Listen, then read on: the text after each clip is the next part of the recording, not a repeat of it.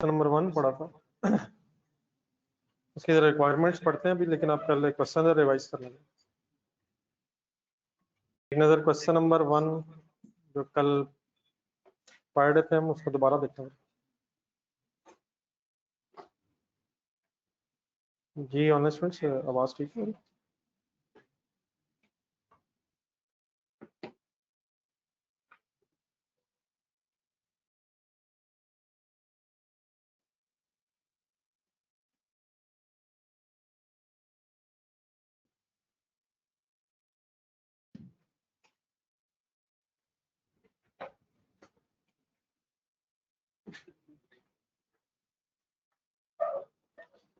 जी main point क्या थे?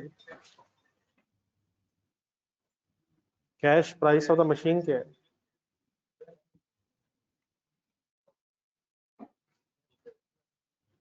Cash price of the machine sir.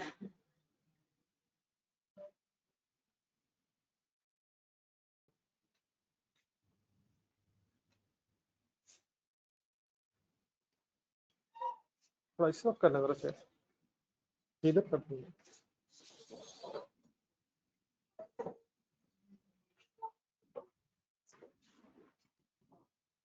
ये कैश प्राइस 777 स्टार्ट करें सर। 77 पैसे टोटल कितने देने हैं? डिफरेंस कितना है? किस चीज का डिफरेंस है? इंटरेस्ट का रेट क्या है? पेमेंट पैटर्न क्या है? 2000 एडवांस में देना है और बाकी 2-2000 की 4 इंस्टॉलमेंट्स हो गई। एरियर्स में इंस्टॉलमेंट्स हैं या एडवांस में? एरियर्स का मतलब क्या होता है? पीरियड एंड पे। तो एक पहला 2000 एडवांस में, उसके बाद फिर 31 दिसंबर ईच ईयर पे इंस्टॉलमेंट की अमाउंट भी वही 2000 ही बन रही है। देन फिर एक डेप्रिसिएशन रेट दिया हुआ था 20%, और फाइनली ये बताया हुआ था कि at the end of the lease term lessor से लेसी को लीगल ओनरशिप ट्रांसफर हो जानी, एसेट ट्रांसफर हो जाना। लीज के केस में एसेट तो कब ट्रांसफर हो जाना? स्टार्ट में एसेट तो ट्रांसफर हो जाना, लेकिन नाम वही वन देन लेसर ही करेगा। कौन होता है लेसर? एसेट परचेज करके लीज पे देता है। यूज कौन करता है? लीज टर्म में लेसर यूज तो कर रहा होता है, लेकिन नाम इवन देन उसका लेसर ही क्या होता है। और समटाइम्स हो सकता है कि at the end of the lease term ये एग्रीमेंट में एग्री हुआ लेसी और लेसर के दरमियान कि लीगल ओनरशिप भी लेसी को लेसर से ट्रांसफर हो जाएगी। Any confusion? चले आप क्वेश्चन पढ़ते हैं, जरा करना क्या हमें। रिक्वायरमेंट है कैलकुलेट लीज पेमेंट्स, उसकी एक एब्रिविएशन बनी हुई है, LP stands for lease payments and PV of LP means present value of lease payments. चलिए इस तरह रिक्वायरमेंट वाइज ही चलते हैं, दो और भी हैं, रजिस्टर खोलूंगा, एक एक करके सॉल्व करता हूँ।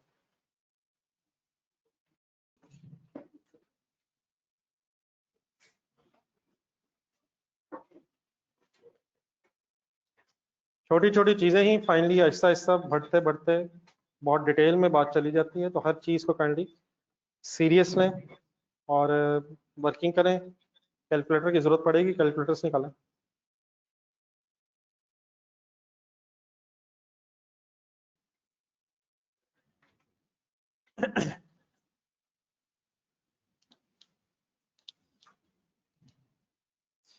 ये इस फर्स्ट रिक्वायरमेंट में दो चीजें हमसे रिक्वायर्ड है। नंबर 1 लीज पेमेंट्स और बाद में फिर उसकी प्रेजेंट वैल्यू। तो हेडिंग लिखें लीज पेमेंट्स।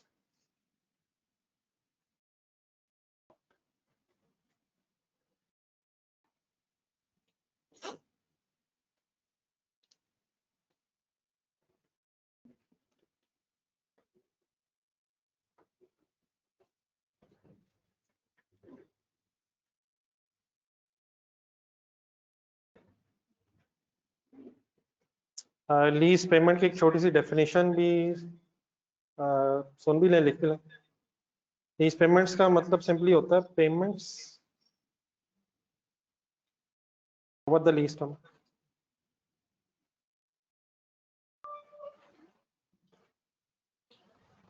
वो पेमेंट्स जो लेसी ने लेसर को करनी है ओवर द लीज टर्म, उसको सिंपली लीज पेमेंट्स करते हैं। Payments over the lease term, किसने किसको पैसे देने होते हैं? लेसी ने लेसर को। तो एक कॉन्टेक्स्ट जरा बनाते रहे जहन में। अब जरा डाटा देखें क्वेश्चन का, आप बताएंगे what are lease payments? Given है फिगर शायद, गिवन है गिवन है गिवन है गिवन है। कितनी अमाउंट है सर? 10,000 है। बस सिंपली इसका एक ब्रेकअप है, वो सुन लें जरा, बल्कि वो भी आपने लिखा हुआ है।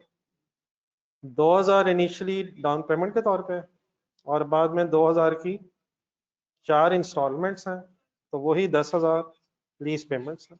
क्या टोटल लीज टर्म में लेसी ने लेसर को 10,000 ही देना है? ये कब से कब तक की बहस है? शुरू से लेकर एंड तक जो लीज टर्म में पैसे देने हैं, तो सिंपली वर्किंग लिखना। यही लीज टर्म है, सॉरी यही लीज पेमेंट है। लीज टर्म में जो लेसी ने लेसर को पेमेंट्स करनी है, उन्हें इकट्ठा कर ले। मैंने जस्ट उसका एक ब्रेकअप लिख दिया, वरना फिगर भी ऑलरेडी क्वेश्चन में गिवन थी। पहला 2,000 एक डिपॉजिट के तौर पे, बाद में फिर 2,000 की 4 इंस्टॉलमेंट्स हैं। Any confusion? Any confusion? लेकिन एक क्वेश्चन सुने गौर से, क्या लीज पेमेंट्स में इंटरेस्ट होता है?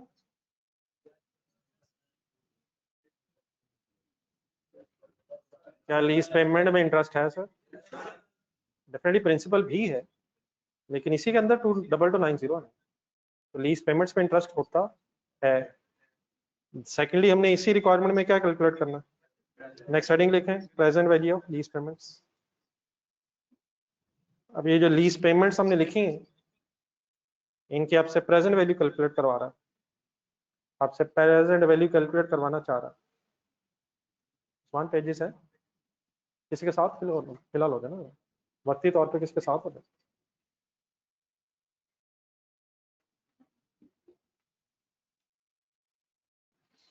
जी प्रेजेंट वैल्यू का सर हमने कल कॉन्सेप्ट थोड़ा सा डिस्कस किया था। एक दफा कर ले मेरे साथ और वर्किंग करा। ये जो लीज पेमेंट्स अब आई हैं, इनकी प्रेजेंट वैल्यू लेनी है मैंने। फिगर्स आपके सामने, बताएं कौन सा फार्मूला लगाऊं?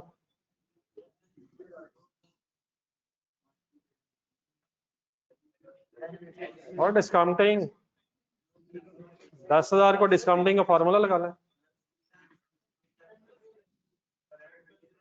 क्या 10,000 इकट्ठा ही 4 साल बाद देना है? अगर देना होता तो किसी यूनिटी की जरूरत नहीं है, डिस्काउंटिंग का फार्मूला लगा लेते हैं। 10,000 ने डिफरेंट टाइम्स में पे होना है, तो इसका एक ब्रेकअप है। अब उस ब्रेकअप पे है जो ऊपर बनाया हमने। जब पहला 2,000 है वो कब है? वो शुरू में ही है, तो उसकी प्रेजेंट वैल्यू तो एज इट इज ही नहीं, मतलब नहीं होगी का मतलब ये नहीं, उसकी कैलकुलेशन की जरूरत नहीं।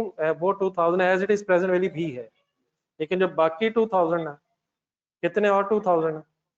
4 अमाउंट्स हैं, क्या उनमें इंटरेस्ट है? अब इसका तरीका फिर क्या होना चाहिए, गौर से सुना। पहला 2,000 प्रेजेंट वैल्यू में एज इट इज आ जाएगा, और इसके बाद फिर कितने 2,000 रह जाएंगे? 4। क्या वो सेम होंगे? क्या वो 4 अमाउंट सेम होंगी? उनका गैप एनुअल होगा। तो टाइम बचाने के लिए क्या कर सकता हूँ? एन्युटी कैसे, एन्युटी लग सकता है? एन्युटी कैसे लगता है? इंस्टॉलमेंट की अमाउंट उठाएं। अब एन्युटी का फार्मूला जेन में लाएं, 1 माइनस 1 प्लस रेट बताएं। रेट है 15.15 माइनस बताएं -4 डिवाइडेड बाय 0.15। ओके प्लीज लिखें। ये फिगर आ जाएगी, फिगर आ जाएगी, फिगर के टेंशन लें, पहले फिगर लिखें, वर्किंग लिखें।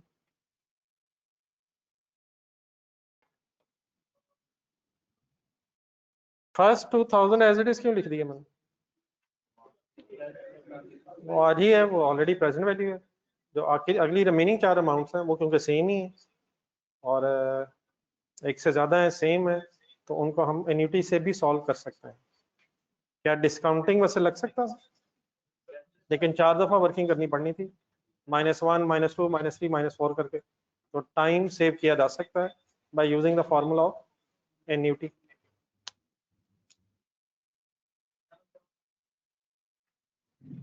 जी आंसर 7710।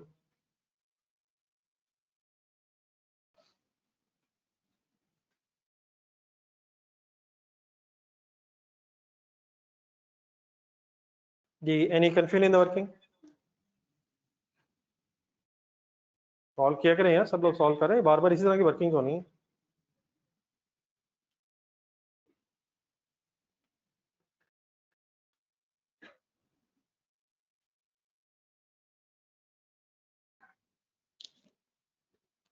जी अब जरा काइंडली इन फिगर्स को जरा लॉजिकली थोड़ा सा कंसंट्रेट करना है, कुछ आपसे डिसीजन करवाने हैं मैंने जरा। 10,000 क्या है और 7710 क्या है?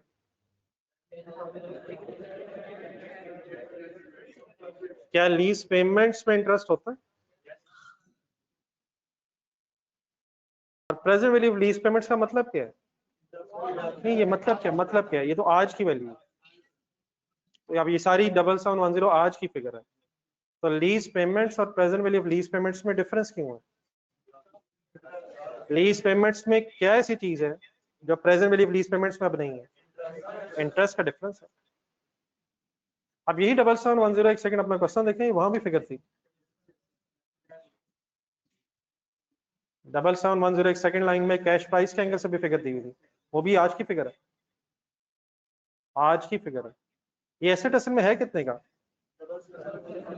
तो आइडियली आपको 7710 पे ही परचेज करना चाहिए था, लेकिन क्योंकि आज ही आप सारे पैसे नहीं दे रहे, आप पैसे 4 सालों में इंस्टॉलमेंट्स में दे रहे हैं, इसलिए आपको 7710 में 2290 एक्स्ट्रा देना पड़ रहा है। ठीक है, मेरी बात समझ आ रही है प्लीज? तो लीज पेमेंट्स में प्रिंसिपल और इंटरेस्ट दोनों होते हैं, और अगर हम प्रेजेंट वैल्यू ले लेंगे तो उसमें से इंटरेस्ट का इफेक्ट खत्म होके सिर्फ प्रिंसिपल अमाउंट बाकी बच जाएगी। प्रिंसिपल अमाउंट का मतलब समझ आ रहा? ये कितना प्रिंसिपल अमाउंट है, और उसमें फिर ऐड होके टोटल 10,000 बन रहा था। तो प्रेजेंट वैल्यू लेने से क्या होता है? इंटरेस्ट का इफेक्ट खत्म हो जाता है। तो lease payments inclusive of interest होती हैं, और जब आप उसकी प्रेजेंट वैल्यू लेंगे तो सिंपली सिर्फ प्रिंसिपल अमाउंट बच जाएगी। और इन दोनों में डिफरेंस किस वजह से होगा? इंटरेस्ट की वजह से होगा। Any confusion in the working? कोई और क्वेश्चन आपके जहन में हो? चलें रिक्वायरमेंट भी पढ़ें। Prepare journal entries in the books of. Initially हम अपनी डिस्कशन पहले लेसी से स्टार्ट करेंगे, और आहिस्ता आहिस्ता फिर ये गेम लेसर की तरफ भी जाएगी। तो अब हमसे कुछ अकाउंटिंग एंट्रीज मांगी जा रही हैं। किस किस अकाउंटिंग ईयर की? 31 दिसंबर 2000 एंड 31 दिसंबर 2001। दोबारा रजिस्टर की तरफ आए, हेडिंग लिखें।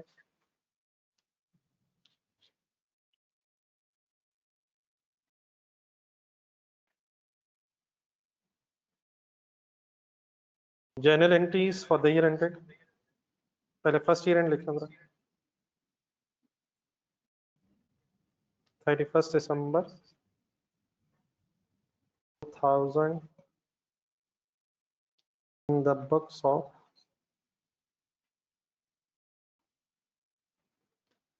lessee।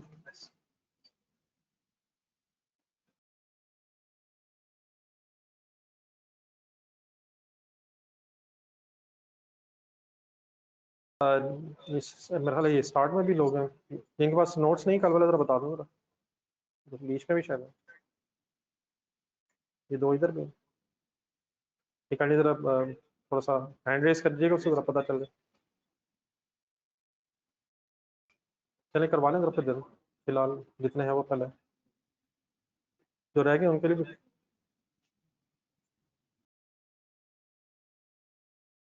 सर जनरल एंट्रीज अगर करनी हो आपने, रिक्वायर्ड हो, तो फिर एक फॉर्मेट जरा बना लेना चाहिए। कुछ है जहन में फॉर्मेट? क्या क्या लिखेंगे? डेट, अकाउंटिंग हेड्स या पर्टिकुलर्स, जिस तरह भी करना है।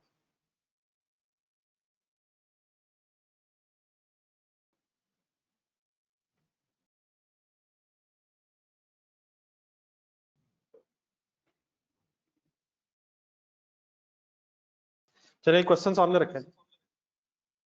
आपकी इन्वॉल्वमेंट चाहिए, चीज़ें थोड़ी सी नई तो हैं, लेकिन अगर आप सोचेंगे तो इंशाल्लाह वर्किंग करवा सकते हैं। किसकी बुक्स में क्या करना चाह रहे हैं?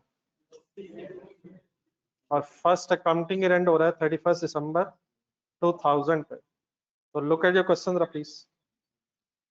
किस दिन हुआ है लीज एग्रीमेंट? अकाउंटिंग पीरियड के स्टार्ट पे हुआ है। तो जरा क्वेश्चन देख के बताएंगे या कोई रेलिवेंट डेट? 1 जनवरी 2000 क्या हुआ उसमें?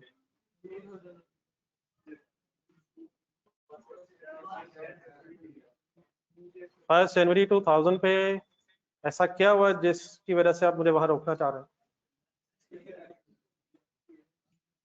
एक पेमेंट तो हो रही है, पेमेंट हो रही है वैसे, लेकिन क्या उस दिन लेसी के पास एसेट भी आ रहा है? लेसी की बहस हो रही है। इनिशियली एसेट किसने खरीदा होगा?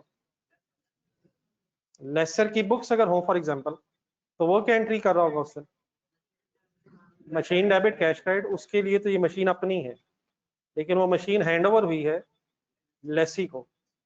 तो सबसे पहले सवाल कि क्या जब ये एसेट लेसी के पास आया यूज के लिए, नाम तो लेसर ही के है, लेकिन लेसी के पास आया यूज के लिए, तो क्या इस एसेट को लेसी अपनी बुक्स में रिकॉर्ड करेगा?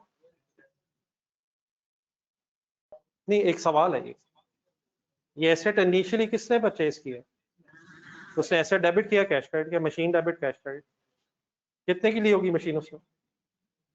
डबल्स? ना नहीं, 10,000 नहीं यार, कम ऑन। लेसर नहीं, लेसर नहीं, 7710 की लेसर नहीं। फिर ये मशीन हैंडओवर हुई लेसी को, नाम तो लेसर ही के है, लेकिन अब एसेट यूज किसने करना है और उसके अगेंस्ट इंस्टॉलमेंट्स देनी है। तो फर्स्ट क्वेश्चन, क्या लेसी इस एसेट को अपनी बुक्स में रिकॉर्ड करेगा? थोड़ा सा क्वेश्चन के जरा नीचे है, एक डेप्रिसिएशन रेट दिया हुआ है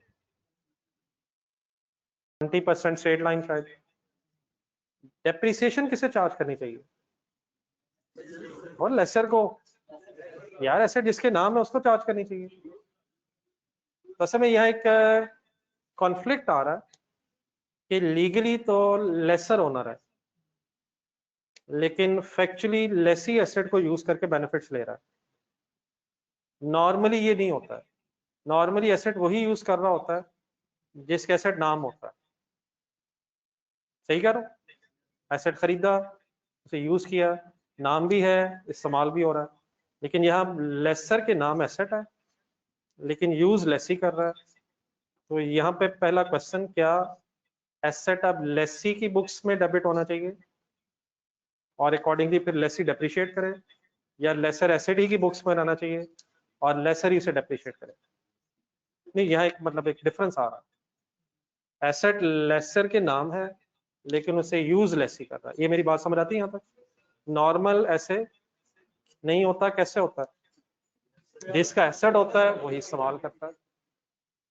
तो यहाँ फिर थोड़ा सा अगर आप पिछले स्टडीज में अपनी जरा जाना पड़ेगा, इंट्रो लेवल पे कुछ बेसिक अकाउंटिंग कॉन्सेप्ट्स आपने पढ़े हुए हैं। For example prudence, for example materiality वगैरह। वहाँ एक कॉन्सेप्ट आपने और पढ़ा था, सब्सटेंस ओवर फॉर्म। अभी याद करवा देता हूँ, पूछ नहीं रहा, टेंशन ना ले। जब भी कभी लीगल रियलिटी और फैक्ट्स ऑफ द एग्रीमेंट में डिफरेंस आ रहा है, अब यहाँ लीगल रियलिटी ये है कि लेसर इज द ओनर, लेकिन facts of the agreement is lessee is using the asset just like an owner. तो जब भी एक कॉन्फ्लिक्ट आ जाए, तो हम जब अकाउंटिंग करते हैं तो हम लीगल रियलिटी को देखने की बजाय फैक्ट्स की बेस पे अकाउंटिंग करते हैं। आप लोग सही कह रहे थे, शायद आप भी ये कह रहे थे कि डेप्रिसिएशन किसको चार्ज करनी चाहिए? जो यूज कर रहा है, जो यूज कर रहा है, हालांकि ओनर नहीं है। तो ये असल में एक सब्सटेंस ओवर फॉर्म का कॉन्सेप्ट है, जिसकी वजह से लेसी पहले अपनी बुक्स में ये एसेट रिकॉर्ड करेगा और फिर डेप्रिशिएट करेगा। थोड़ा सा अगर हम लेसर की तरफ जाए ना, लेसर की तरफ एक दौर 12 जाए, उसने एसेट डेबिट किया, कैश क्रेडिट कर लिया। जब उसने एसेट दिया है, तो फिर अब उसका एसेट क्रेडिट हो जाएगा और उसकी जगह उसका एक रिसीवेबल बन जाएगा। क्या पैसे लेसर ने लेने अपने एसेट के बदले? तो उसी के बदले अगर हम लेसी की तरफ आए, तो लेसी अब एसेट डेबिट करेगा, लेकिन उसके कॉरेस्पॉन्डिंगली एक पेएबल टू लेसर अपनी लायबिलिटी बनाएगा। फाइनली अगर इसे देखा जाए तो सॉर्ट ऑफ ये क्रेडिट परचेज टाइप चीज बन रही है। क्या होती है क्रेडिट परचेज? चीज ले ली है लेकिन अभी पैसे नहीं दिए, तो लेसी ने एसेट ले तो लिया है, लेकिन पैसे उसने आहिस्ता आहिस्ता इंस्टॉलमेंट्स में देना है। It is sort of a credit purchase with respect to lessee. Lessee है लेसर। लेसर के लिए सॉर्ट ऑफ एक रिसीवेबल होगा जो इंस्टॉलमेंट्स इसने उसको देनी है, लेसी ने उसको, और लेसी के लिए वो एक पेबल बन रहा होगा। तो ये मैंने जो बातें की हैं जरा थोड़ा सा पहले इसे नोट भी कर लें, फिर उसकी डेट्स की तरफ चलते हैं। सबसे पहले जो मैंने एक कॉन्सेप्ट जरा बोला उसको भी जरा डिफाइन कर लें। इधर ही एंट्रीज में ही लिखना, जस्ट याद आ जाएगा जरा। देखिए हेडिंग जरा, substance over form.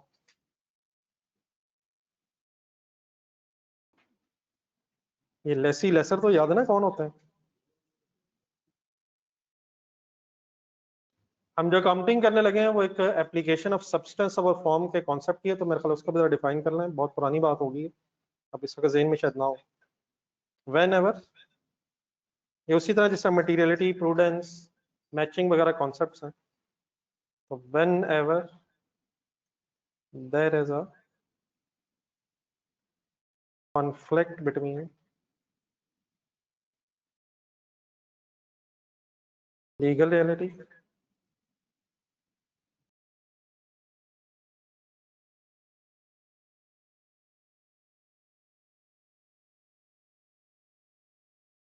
and facts of agreement.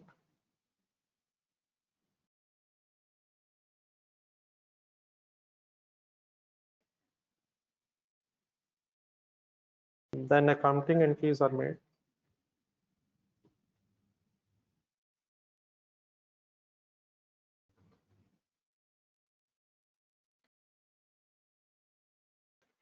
On the basis of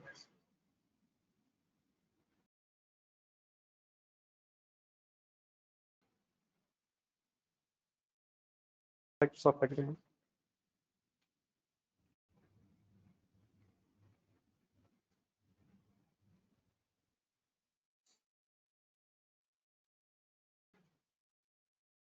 अगर लीगल रियलिटी कुछ और हो, फैक्ट्स ऑफ एग्रीमेंट कुछ और हो, तो अकाउंटिंग करते हुए फैक्ट्स ऑफ एग्रीमेंट को बेस बनाया जाता है। लीगल रियलिटी यही है कि लेसर इज द ओनर, लेकिन एग्रीमेंट के फैक्ट्स ये हैं कि lessee is using the asset just like an owner. तो देयरफॉर हम फैक्ट्स मींस लेसी के एसेट समझ के अकाउंटिंग ट्रीटमेंट करेंगे। कुछ मेरी बात समझ आ रही प्लीज? ये सेंटेंस समझ आ गया? किस किस में कंफ्लिक्ट हो जाए? लीज एग्रीमेंट की लीगल रियलिटी क्या है? लीगली तो एसेट लेसी सॉरी लेसर का है, लेकिन factually lessee is using the asset just like an owner. For example अगर आप सड़क पर कुछ गाड़ियां चलते देखें तो गाड़ियां देख पता चल जाता है कौन सी लीज वाली, तो डॉक्यूमेंट्स देखेंगे तो पता चलेगा। अदरवाइज जो पर्सन ड्राइव कर रहा होता है वो उसके नाम है या नहीं है, ये गाड़ी चलाते हुए नहीं पता चलता। क्या ख्याल है? तो डॉक्यूमेंट्स में पता चलता है। तो जब भी कभी लीगल रियलिटी और फैक्ट्स में डिफरेंस आ रहे तो आप किसको बेस बनाएंगे? प्लीज किसको बेस बनाएंगे सर? तो इसकी वजह से अब लेट मी कंप्लीट जरा क्वेश्चन देख के जरा फर्स्ट डेट बताएं। 1 जनवरी 2000। तो सब्सटेंस ओवर फॉर्म के कॉन्सेप्ट की बेस पे हमेशा लेसी सबसे पहले अपनी बुक्स में लीज्ड एसेट रिकॉर्ड करता है, और उसके बाद फिर बाकी चीजें अभी आपके सामने मैं डिस्कस करता हूँ। तो 1 जनवरी पे जैसे ही एग्रीमेंट हुआ और लेसर से एसेट लेसी के पास आया, तो लेसी अब अपनी बुक्स में उस एसेट को रिकॉर्ड करेगा। लिखने की तरह जल्दी ना करें, ये बिल्कुल इजी सी चीज है, एक दफा जरा कॉन्सेप्ट बना लें, बाकी सेम चीजें फिर क्वेश्चन में रिपीट होनी है। तो मैं किसकी बुक्स में एंट्री करना चाह रहा हूँ? लेसी की बुक्स में जब एसेट आया तो हम उसको अब रिकॉर्ड करना चाह रहे हैं। ठीक हो गया प्लीज? अब मेरी हेल्प करें पहले, तो बताएं क्या एंट्री करूं? मशीन डेबिट कंपाउंड बन सकती है, लेकिन just before payment of anything. यकीनन क्वेश्चन सही कह रहे हैं आप, क्वेश्चन देखेंगे तो शुरू में डाउन पेमेंट भी साथ ही हो रही है, लेकिन बिफोर मेकिंग एनी पेमेंट पहले एंट्री कर लेते हैं, फिर इंशाल्लाह बाद में साथ साथ इसी डेट पे डेफिनेट डाउन पेमेंट की एंट्री भी होनी है। कंपाउंड भी हो सकती है, लेकिन जरा एक स्टेप वाइज अगर पहला क्वेश्चन जरा कर लें तो जरा ज्यादा आसानी रहेगी, बाद में कंपाउंड भी कर सकते हैं। तो एक एसेट डेबिट हो रहा है और इसके कॉरेस्पॉन्डिंगली क्या होना चाहिए, बिफोर मेकिंग एनी पेमेंट एक हमारा पेबल बन जाएगा। ये समझ आता है प्लीज? एसेट का नाम है मशीन, डेफिनेटली कोई और अगर नाम होगा तो अकॉर्डिंगली वो लिख लेंगे। पैसे अभी देने हैं और इंस्टॉलमेंट्स में देने हैं तो वक्ती तौर पे एक पेबल हो जाएगा, सही है। लेकिन जरा अब लीज वाले स्टैंडर्ड के एंगल से थोड़े से एक्स्ट्रा वर्ड्स लगा रहा हूँ तो उससे परेशान नहीं होइएगा। ये जो मशीन हम लिख रहे हैं क्योंकि हमारे नाम नहीं है, या है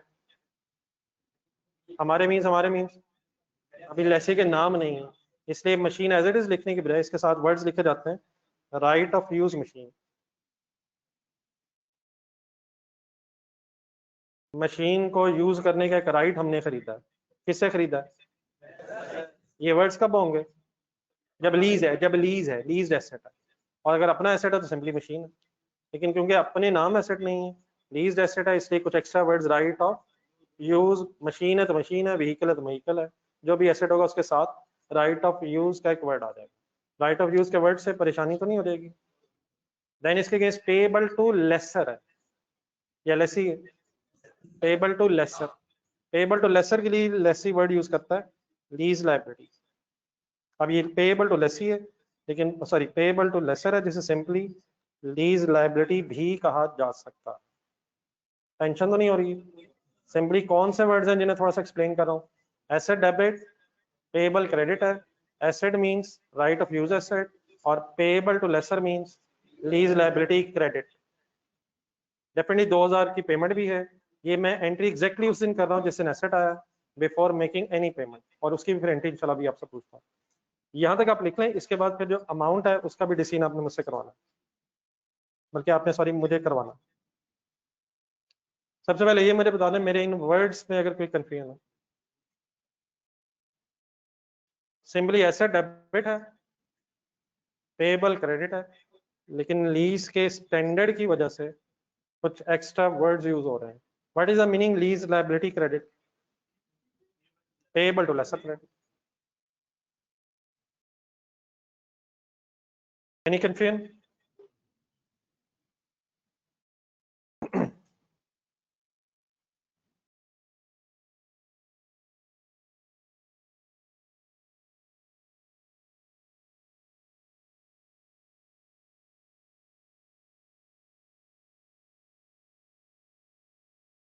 ये आप क्वेश्चन देख के बताइए, ये आपका कोई जहन क्या कहता है कि ये किस अमाउंट से एंट्री होनी चाहिए? जरा एक मिनट लगाए, जरा फिगर ढूंढे, जरा आपका क्या जहन कहता है कि ये अमाउंट कौन सी होनी चाहिए? अपने अपने ओपिनियंस हैं जरा, ये ऑनलाइन स्टूडेंट्स आप भी जरा इन्वॉल्व हो।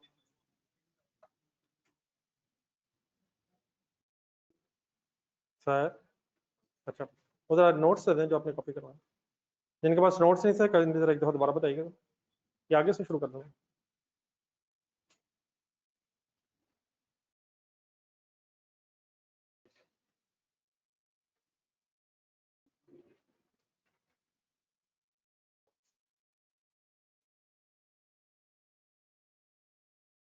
सेकंड पेज पे क्वेश्चन नंबर 1।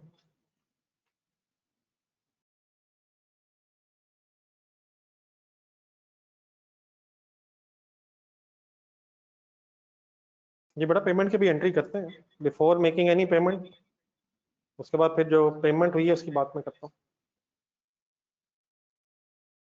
जी सर, एनी ओपिनियन? 10,000 के अलावा कोई ओपिनियन? सर कोई है भाईजान? मेरा ख्याल में इस एंट्री की अमाउंट ही कोई नहीं होगी, इसकी डैश लगा के आगे चलते हैं। सर कोई ओपिनियन तो हो सकता है, वो मैक्सिमम गलत हो जाएगा। 10,000 के अलावा कोई ओपिनियन? 10,000 वैसे है क्या? नहीं है क्या, है क्या लीज पेमेंट्स की अमाउंट है? क्या 10,000 में इंटरेस्ट है? मेरे सामने एक 2,000 भी है। क्या डाउन पेमेंट की अमाउंट से ऐसे डेबिट होना है? ना करें यार, असनाद साहब जाने दे गुस्सा। 10,000 के अलावा कोई ओपिनियन? 7710 वाले जरा एक मिनट जरा खामोशी से बात सुना जरा। जो मुझे आवाजें आई उनमें से मेजोरिटी ने 10,000 बोला है आपसे, लेकिन एक क्वेश्चन ये है, अभी लिखना लीजिएगा जस्ट एक मिनट, क्या इस 10,000 में इंटरेस्ट है? लेट्स से मैं 10,000 से एंट्री कर देता हूँ, आप जरा डेबिट 10,000 देखें, इस 10,000 में इंटरेस्ट आ रहा है, इन अदर वर्ड्स आप 2290 का इंटरेस्ट कैपिटलाइज करवा रहे हैं सर। मशीन डेबिट जब आप करवा रहे हैं तो 2290 का इंटरेस्ट भी इसमें है, और इन अदर वर्ड्स आप 2290 का इंटरेस्ट कैपिटलाइज करवा रहे हैं। क्या इंटरेस्ट कैपिटलाइज से होता है? क्या इंटरेस्ट कैपिटलाइज होता है? जी हो सकता है, लेकिन कब हो सकता है?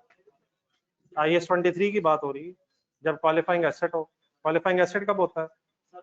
जब बन रहा हो, तो ये तो अब यूज हो जाना एसेट। इंटरेस्ट कैपिटलाइज होना नहीं चाहिए, सिर्फ कब होता है? जब क्वालिफाइंग एसेट हो। तो 10,000 में क्या मसला है जो गलत तरफ चला गई बात, गलत तरफ बात चलेगी? इंटरेस्ट है। सेकेंडली दूसरी चीज ज्यादा इंपॉर्टेंट है, क्रेडिट साइड पे भी 10,000 है, क्या फर्स्ट डे पे ही सारा इंटरेस्ट आपका पेबल हो गया?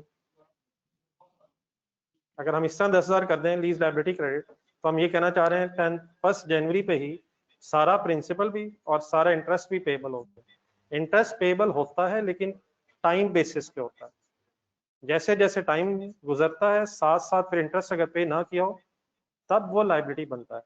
तो पहले दिन ही हमारी 10,000 लायबिलिटी नहीं है, पहले दिन हमारी लायबिलिटी 7710 ही है, लेकिन क्योंकि पैसे हमने साथ साथ देने हैं तो जैसे जैसे टाइम गुजरेगा उसमें से फिर जितना जितना इंटरेस्ट हमारा ड्यू हो रहा होगा वो अगर पे नहीं किया होगा तो वो हमारी लायबिलिटी बनेगा। तो 10,000 डेबिट क्यों नहीं होना चाहिए? इंटरेस्ट कैपिटलाइज हो जाएगा। और 10,000 इस वक्त 10,000 में जो इंटरेस्ट है 2290 वो भी इस वक्त क्रेडिट क्यों नहीं होना चाहिए? क्योंकि अभी इंटरेस्ट हमारा पेबल नहीं। ये मेरी बात समझ आएगी प्लीज? डेबिट साइड पे इंटरेस्ट कैपिटलाइज हो जाएगा और क्रेडिट साइड पे इंटरेस्ट आज ही सारा पेबल हो जाएगा। एक सेकंड रुक के जरा पुरानी कुछ और चीजें भी जरा रिवाइज करना, इससे पहले मैं कहीं और आगे निकल जाऊँ। अगर आप बैंक से कोई लोन लें तो एंट्री बताएंगे, cash debit loan credit. For example आपने 50 लाख का लोन लिया, क्या पहले ही दिन 50 lakh plus interest of future? आप सिंपली 50 लाख जो लिया है कैश, फिलहाल उतनी ही लायबिलिटी है। हाँ जैसे जैसे टाइम गुजरेगा फिर इंटरेस्ट की कैलकुलेशन भी है, और अगर पे नहीं किया तो फिर पेबल होगा। तो इनिशियली जिस तरह कैश डेबिट लोन क्रेडिट की एंट्री प्रिंसिपल अमाउंट होती है, उसी तरह यहाँ भी शायद प्रिंसिपल अमाउंट पे एंट्री होगी। एक बड़ा छोटा सा बारीक सा डिफरेंस है between the lease and the loan. Loan की एंट्री एक दफा दोबारा से में रखें, कैश डेबिट लोन क्रेडिट, यहाँ भी शायद हमने उधार ही लिया है लेकिन कैश उधार लेने के बजाय एक एसेट उधार पे ले लिया। जरा क्वेश्चन नंबर 1 दोबारा देखें जरा प्लीज। क्या ये भी हो सकता था कि हम ये एसेट लीज करवाने की बजाय लोन लेके एसेट खरीद लेते? कंसिडरेशन नहीं है प्लीज आपकी। क्या बोला मैंने? इसी सेम डेटा को अगर देखा जाए तो एसेट लीज की बजाय हम लोन भी ले सकते थे। आप बताएंगे हम कितना लोन ले लेते? 7710। एसेट तो 7710 का ही है। हम क्या एंट्री करते? Cash debit loan credit. हमारे पास 7710 जो कैश अवेलेबल हो जाता है उसका फिर क्या करते हैं? Asset debit cash credit. तो अगर दोनों एंट्रीज को गौर से देखें please, cash debit loan credit और एसेट डेबिट कैश क्रेडिट, तो इनफैक्ट सिर्फ क्या हुआ है, कैश कैश तो चला जाना था, एसेट डेबिट हो गया और लोन हो गया, तो लोन की जगह बस लीज वर्ड आ गया। नहीं समझ आया? क्या समझ आया? इंटरेस्ट कैपिटलाइज क्यों नहीं होना चाहिए? क्योंकि शायद पहले भी नहीं हुआ, क्वालिफाइंग एसेट में होता है, लेकिन क्वालिफाइंग एसेट तो वो होता है जब बन रहा हो, जब वो कंप्लीट हो जाए तो फिर उसके बाद तो कैपिटलाइजेशन वैसे खत्म हो जाती है। और सेकेंडली इंटरेस्ट है वो इमीडिएटली भी लाइबिलिटी नहीं बना, वो टाइम बेसिस पे साथ साथ रिकॉर्ड होगा। इन अदर वर्ड्स ये पहली एंट्री लेसी हमेशा किस अमाउंट से करेगा? प्रिंसिपल की जगह जरा ज्यादा अच्छे वर्ड्स इस लीज में ये है, present value of lease payment से। वही प्रिंसिपल भी है, जरा ढूंढे जरा present value of lease payment, क्या वही 7710 ही प्रिंसिपल है? लेकिन लीज के एंगल से प्रिंसिपल की बजाय present value of lease payment word जहन में रखना है। तो what is the entry of the lessee, what is the first entry of lessee? Please यार please, right of use asset debit, lease liability credit, और किस अमाउंट से? Present value of lease payment से। इन अदर वर्ड्स किस amount से? Figure जरा बताएं। 7710। Any confusion in the amount and the entry? लिखें, कंप्लीट करें, और अगर कोई क्वेश्चन है तो प्लीज डिस्कस करें। ये ऑनलाइन स्टूडेंट्स आप भी, बाकी बेटा पेमेंट्स डेफिनेटली हैं, वो इंशाल्लाह बाप बताएंगे। ये मैंने एंट्री एग्जैक्टली उस लम्हे की है जिस लम्हे एसेट लेसी के पास आया, और बिफोर पेइंग एनीथिंग हमारी 7710 की लायबिलिटी बन गई। Any confusion please?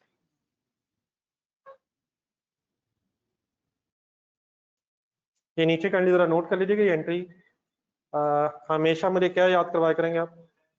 Present value of lease payments. ये online students, any confusion please? Yes ना साहब?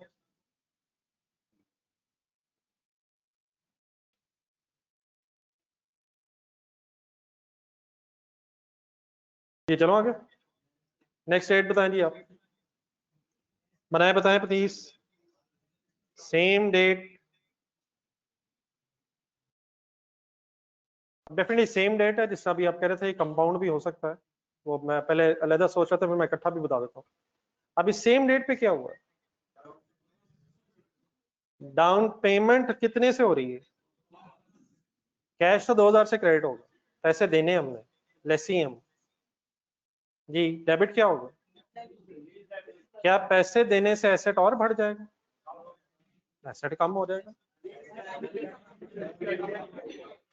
पैसे देने से अब एसेट नहीं बढ़ेगा, पैसे देने से अब हमारी लाइबिलिटी रिड्यूस होगी, क्या एंट्री होगी? लेकिन क्या इस 2000 में कोई इंटरेस्ट तो नहीं है? इस पहले 2000 के अंदर कोई इंटरेस्ट तो नहीं है? ये तो डाउन पेमेंट वाला ना है। तो कितने से एंट्री हो जाएगी? 2000 से। पेमेंट करने से क्या कम हो रहा है? लीज लाइबिलिटी कम, लाइबिलिटी कम होके कैश क्रेडिट हो। ठीक है प्लीज?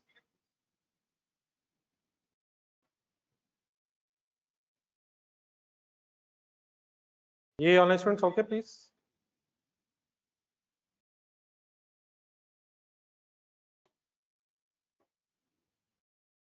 डेफिनेटली इन दोनों एंट्रीज को कंपाउंड भी किया जा सकता है, तो उस पर कोई इतराज वाली बात तो नहीं है।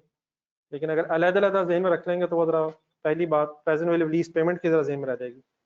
वरना एसेट डेबिट हो रहा है 7710 से, कैश क्रेडिट हो रहा है 2000 से, और एक मिनट कैलकुलेटर पकड़ा, 5710 बन जाएगा।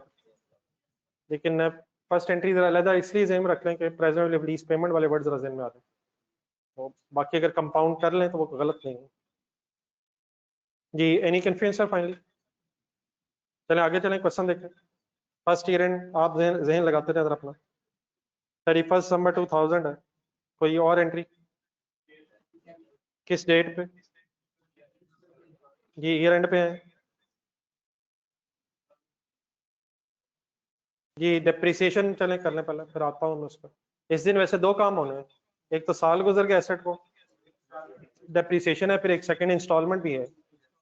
चलें पहले डिप्रिसिएशन करना। डिप्रिसिएशन की एंट्री सर आज हो ही जाए सर। डिप्रिसिएशन डेबिट जी हमेशा separate ledger, accumulated depreciation credit.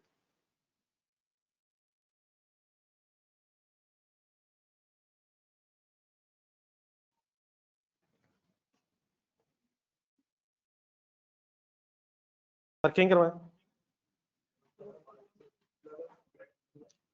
7710 rate of depreciation दिया हुआ, डिवाइड बाय 5 भी ठीक है, लेकिन स्टेट ऑफ रेट 20% शायद है, नहीं? प्लीज रेट ऑफ डेप्रिसिएशन 20%, फिर रेजिडुअल वैल्यू, तो एसेट जितने से रिकॉर्ड हुआ 7710 multiplied by 20%, answer is 1542।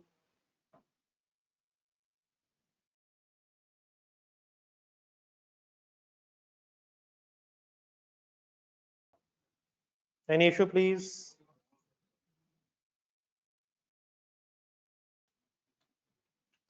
Same date दोबारा लिखें। आपने अपने शायद क्वेश्चन वाले पेज पे ही एक इंस्टॉलमेंट्स का भी ब्रेकअप लिखा था। 31 दिसंबर 2000 पे एक सेकंड रेंटल भी ड्यू हो रहा है, या फर्स्ट रेंटल कह लें, फर्स्ट ईयर रेंट पे एडवांस के बाद। बैठे यहाँ पे 31 दिसंबर 2000 पे कितने पैसे देने? क्या इस 2000 में इंटरेस्ट है? अब इसमें कुछ इंटरेस्ट है और इंटरेस्ट का फिर एक्सपेंस आउट होना चाहिए, तो एक एंट्री के लिए जरा स्पेस रखें, 3-4 लाइनें जरा छोड़ दें। लीज के इन क्वेश्चंस में अब इस 2000 में कितना इंटरेस्ट है ये कैलकुलेट करने के लिए टेबल बनेगा।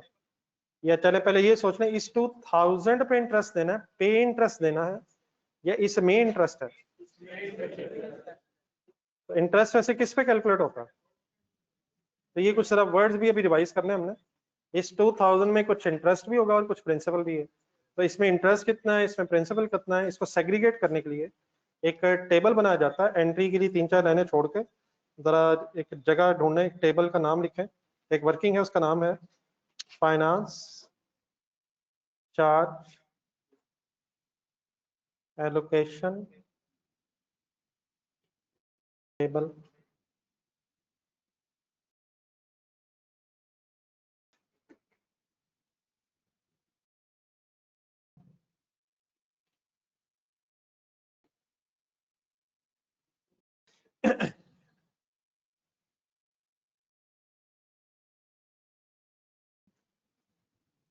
हेडिंग लिख के करंट में रुक जाइएगा।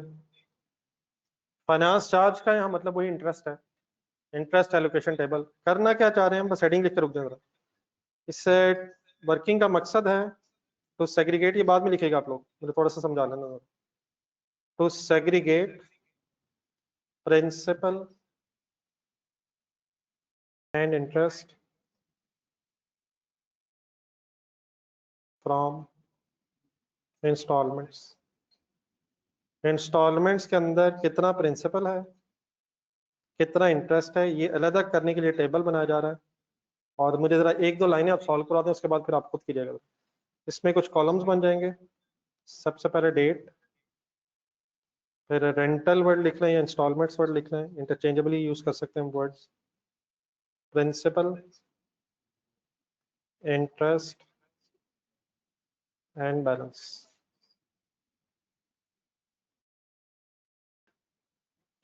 ये टेबल क्यों बना रहा हूं सर? किस में से क्या क्या अलग करना चाह रहा हूँ? इंस्टॉलमेंट की अमाउंट में कितना प्रिंसिपल है, कितना इंटरेस्ट है। डेफिनेटली इस वक्त हम एक इंस्टॉलमेंट की वर्किंग करेंगे, लेकिन ये टेबल हम कंप्लीट इसलिए कर लेंगे ताकि जो सेकेंड ईयर की वर्किंग है वो भी बाद में हो जाए।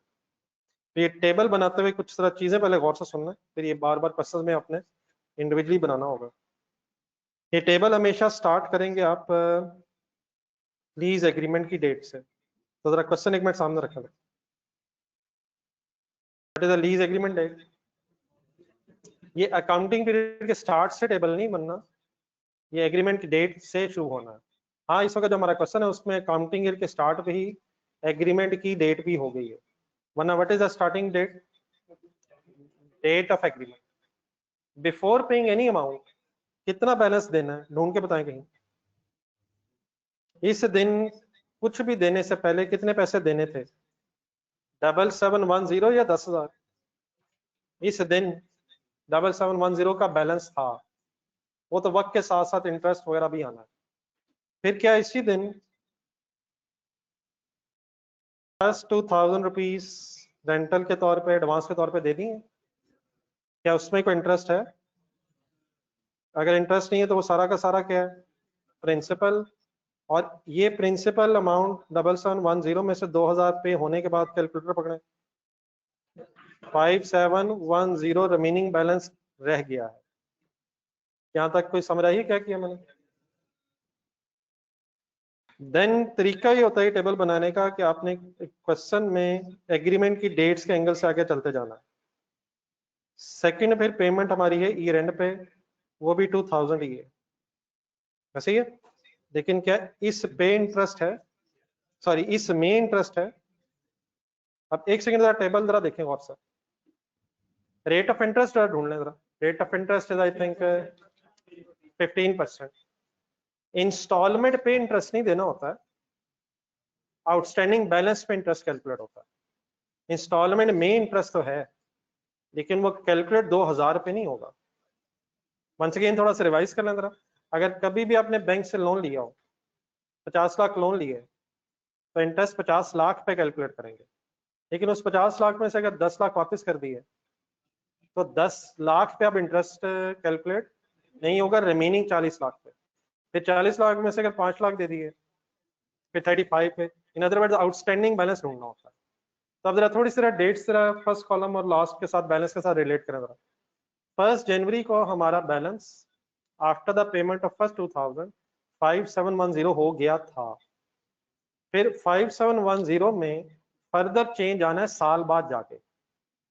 तो 5710 का बैलेंस किस दिन हो गया था? 1 जनवरी को। कितना अरसा एज इट इज रहा है वो बैलेंस?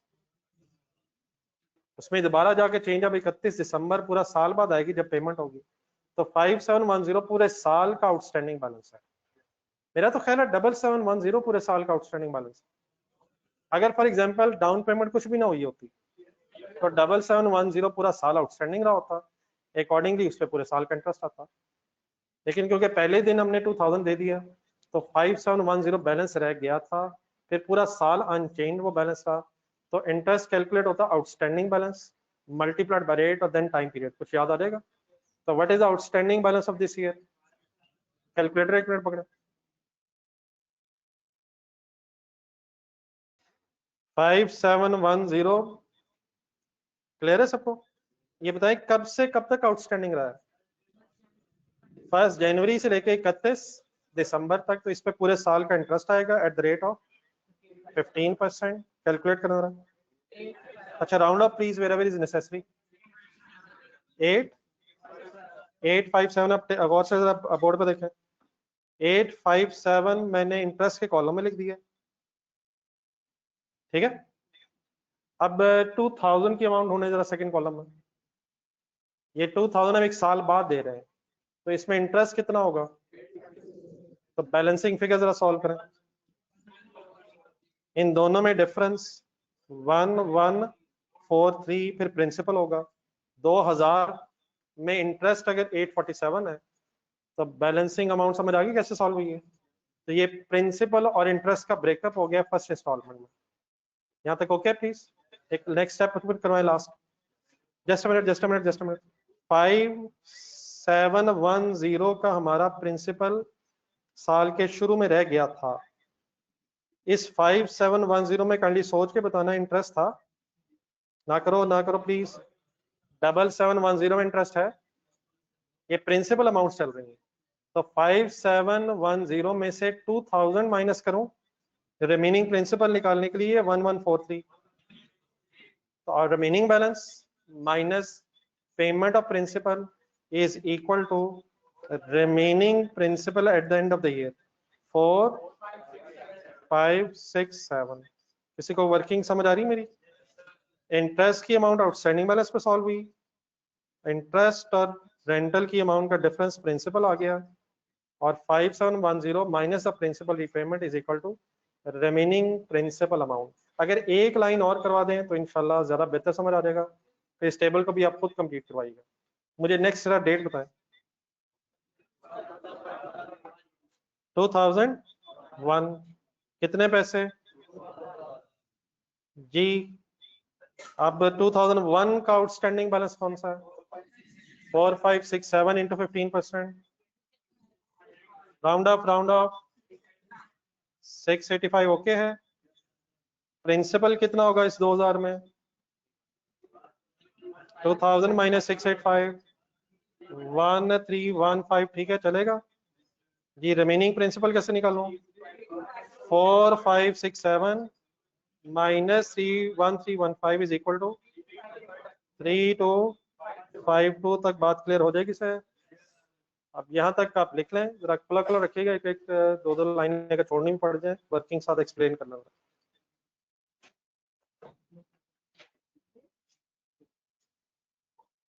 बाकी डेफिनेटली ये जो मैंने एरोज इस वक्त लगाए हैं समझाने के लिए, ये टेबल में एरोज लगाना कंपलसरी नहीं है, लेकिन मेरा ख्याल है एक आध वर्किंग में इस तरह लिखने लग रहा है। जी ऑनलाइन स्टूडेंट्स, आपको कुछ वर्किंग क्लियर होगी? बल्कि उसके ऊपर वो ब्रैकेट में वो भी लिख लीजिएगा इसका पर्पस, ये मेरे ख्याल हेडिंग लिखी थी आप लोगों ने।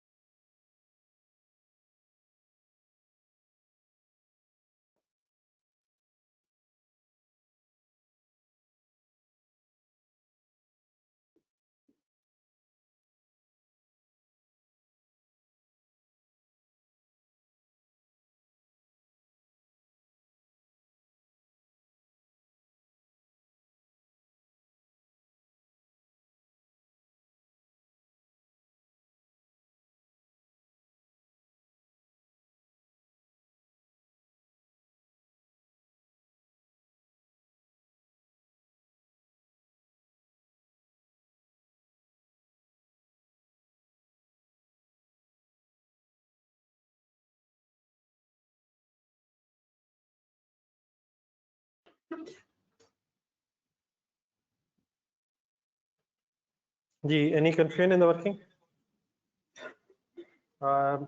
समझ अगर आ गया तो कंप्लीट करेंगे टेबल, अगर बनाना समझ आ रहा है तो आगे जरा कंप्लीट करें।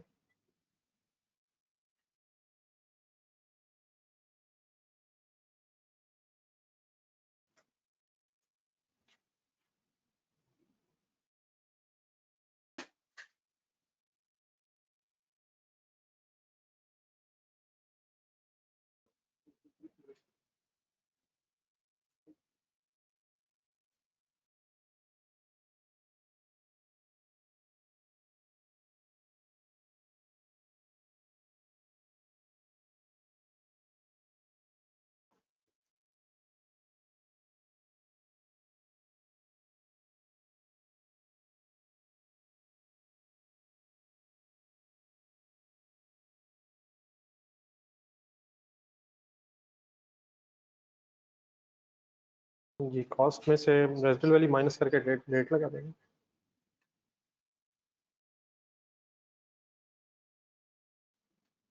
रेट अगर दिया हो तो रेट यूज करेंगे रेजिडुअल वैल्यू लेस करके।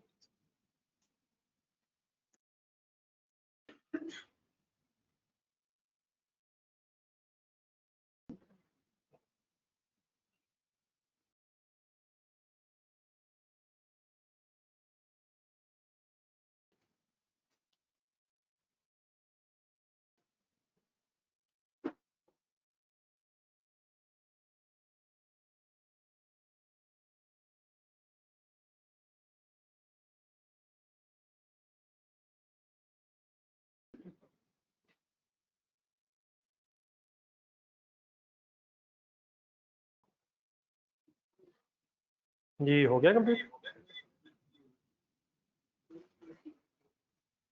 ये 31 दिसंबर 2002 का ब्रेकअप 15124888 रिमेनिंग 1740। या अल्लाह राउंडिंग ऑफ का मसला आ गया। जी लास्ट जो आ रहा बस वो लिख रहे हैं, ठीक है। राउंडिंग ऑफ फिगर्स हुई हैं तो थोड़ा सा डिफरेंस आ जाएगा। 1739 बनता है,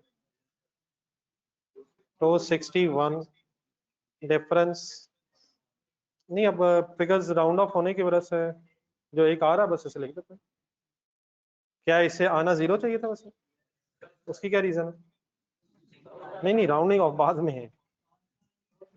अगर सारी पेमेंट्स हो गई हैं, सारी पेमेंट्स हो गई हैं तो सोलोन सारी पेमेंट्स के बाद हमारा बैलेंस अप्रॉक्सीमेटली जीरो होना चाहिए।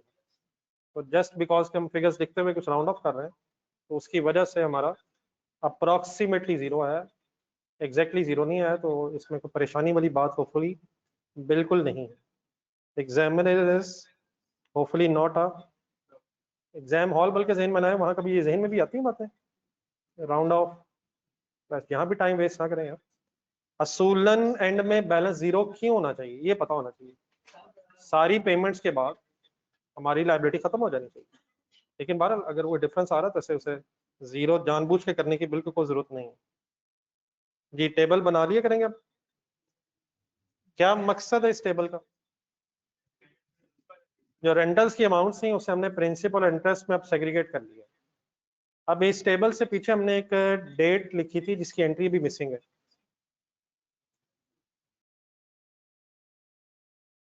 इस डेट का वो रेंटल था जो मिसिंग है 31 दिसंबर 2000। अब हमने जो टेबल बना लिया है क्या उसमें हमें उस 2000 का ब्रेकअप मिल गया? क्या है ब्रेकअप? 1143 उसमें प्रिंसिपल है और 857 उसमें इंटरेस्ट है। तो आए जरा एक एंट्री पहले करवा दें जहां हमने डेट छोड़ी है, जगह छोड़ी है। अपना जरा टेबल काइंडली सामने रखें आप लोग। एक देखो बहुत ज्यादा टफ चीज नहीं है, मेरे से थोड़ी सी बातें सुन लें, इंशाल्लाह नेक्स्ट क्वेश्चन में आप इजीली खुद भी कर सकते हैं। तो इस वक्त एक क्वेश्चन जरा समझ लें जरा जी। 31 दिसंबर 2000 के रेंटल की अब मैं पेमेंट लिखने लगा हूं तो काइंडली प्लीज अपने सामने फाइनेंस चार्ज एलोकेशन टेबल देखें जरा। कितना कैश इस दिन जाना है? कैश 2000 ही है। ब्रेकअप हमने अपनी एंगल से की है। लेसर इज ओनली इंटरेस्टेड कि उसे 2000 की पेमेंट मिले। अब इस 2000 का अगेंस्ट हम डेबिट क्या करें, बस ये फैसला है। प्रिंसिपल अमाउंट से लीज लाइबिलिटी डेबिट हो जाएगी। कितनी बनती है? 1143। और डिफरेंस कितना है? 857 के अगेंस्ट क्या डेबिट करें? Interest expense. बात समझ आ रही है प्लीज? तो प्रिंसिपल अमाउंट से लीज लाइबिलिटी डेबिट हो जाएगी, इंटरेस्ट की अमाउंट से एक्सपेंस डेबिट हो जाएगा और पेमेंट की अमाउंट से कैश या बैंक क्रेडिट हो जाएगा। बना लिया करेंगे एंट्री, लिखे sir.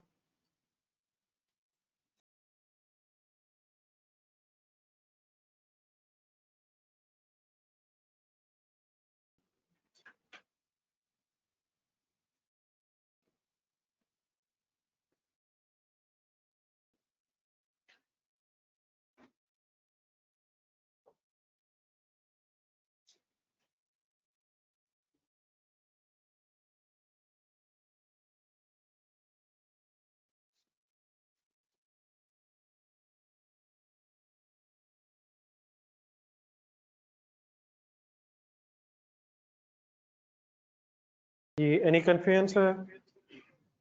Any other entry in the year ended 31st December 2000? एक नजर रिवाइज करें जरा एंट्रीज। कौन से 4 काम किए इस साल आपने? 4 एंट्रीज हुई हैं। सबसे पहले एसेट रिकॉर्ड हुआ, लाइबिलिटी बन गई। सेकंड नंबर एक डाउन पेमेंट पे हुई, उससे लाइबिलिटी हमारी रिड्यूस हुई। नंबर 3 एसेट यूज उसकी डेप्रिसिएशन चार्ज हो गई। नंबर 4 इंस्टॉलमेंट की अमाउंट की पेमेंट हो गई। जी फर्स्ट ईयर अब कंप्लीट है। रिक्वायरमेंट देखें, अब सेकेंड ईयर भी करना आपने तो नेक्स्ट हेडिंग लिखना जरा फॉर द ईयर एंडेड। अब ठीक है कि बीच में टेबल आपका आ गया है तो जहां भी जगह आगे चले रहे, टेबल को आ जाने बीच में खैर।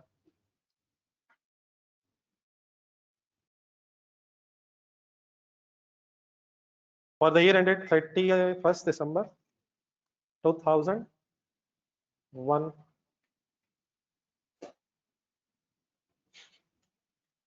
हेडिंग लिख के डाटा देखें, हेल्प करें जरा।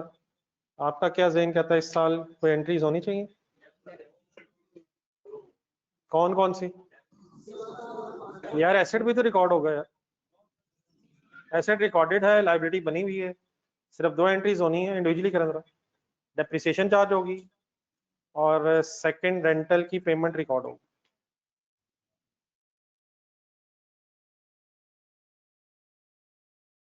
ये बता इंस्टॉलमेंट आप भी कैंडी इन्वॉल्व है। ये डेप्रिसिएशन स्ट्रेट लाइन मेथड है, therefore depreciation would remain same as it is।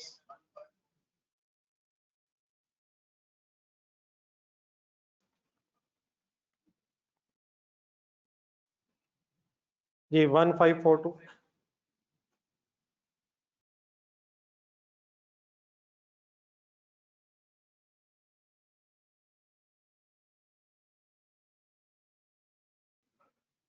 Sorry 20%।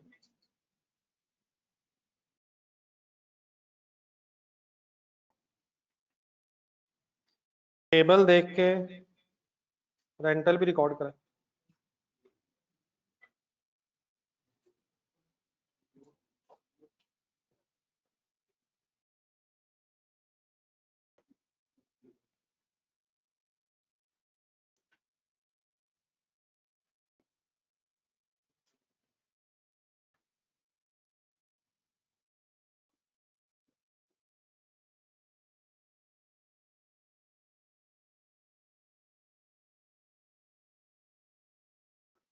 Ji breakup था इसका 1315 685 एंड 2000।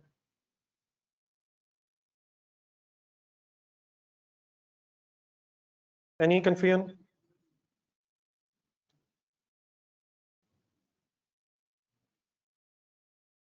हो गया नोट? सी रिक्वायरमेंट पे है, क्वेश्चन देखें।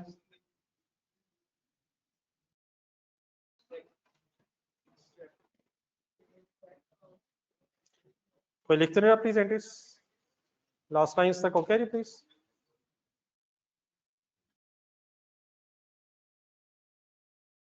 चले सर, ये छोटी छोटी चीजें जो आ रही हैं बीच में जरा डिवाइस भी करते रहे। रिक्वायरमेंट सी पढ़े, एक्सट्रैक्ट्स पढ़े, याद है?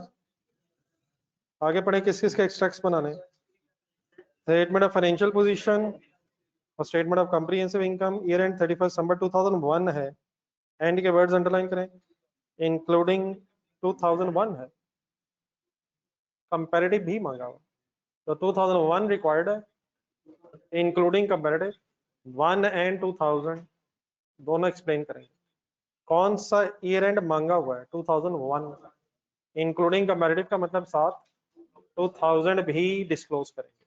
तो किस किस के एक्सट्रैक्ट्स हैं? स्टेटमेंट ऑफ फाइनेंशियल पोजीशन भी है और स्टेटमेंट ऑफ कॉम्प्रिहेंसिव इनकम भी है। आए सी रिक्वायरमेंट, पहले statement of financial position extracts बनवाएंगे।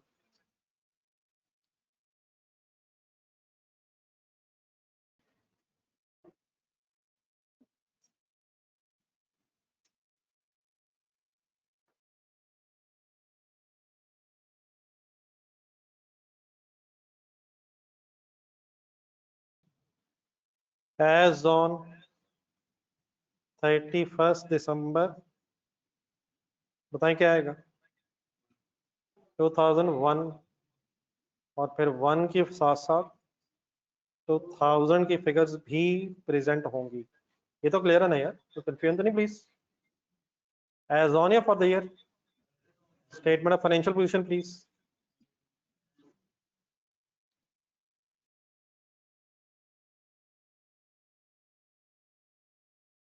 यहाँ तक इकट्ठे हो और फिर फर्स्ट स्टेट की एंट्रीज देखते हुए हेल्प करें जरा मेरी। स्टेटमेंट ऑफ फाइनेंशियल पोजीशन में कुछ आना भी चाहिए नहीं?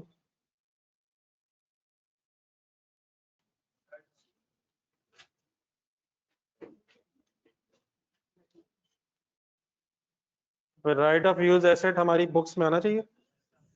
कहाँ? में नॉन करंट एसेट्स में यार, डेप्रिशिएट हो रहा बेचारा। और इसके अलावा एक लीज लाइबिलिटी भी है, वो भी आनी चाहिए। बाकी भी सोचते हैं, तो आज पहले नॉन करंट एसेट्स से शुरू करें। सिर्फ वो हेडिंग्स हमने लिखनी जिन हेडिंग्स में हमारी फिगर्स आ रही हैं, एक्सट्रैक्ट्स बना रहे हैं हम।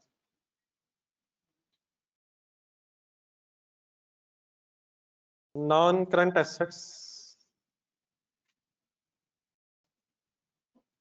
Right of use machine,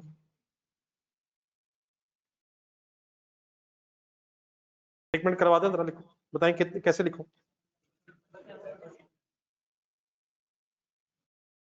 cumulated appreciation भी लेस होनी है, तो चले ठीक है, एक सेकंड देखें बोर्ड पर। 7710 पे एसेट रिकॉर्ड हुआ है, इसमें से चले प्रेजेंट कर लेते हैं, लेस क्यूमुलेटेड एप्रिसिएशन।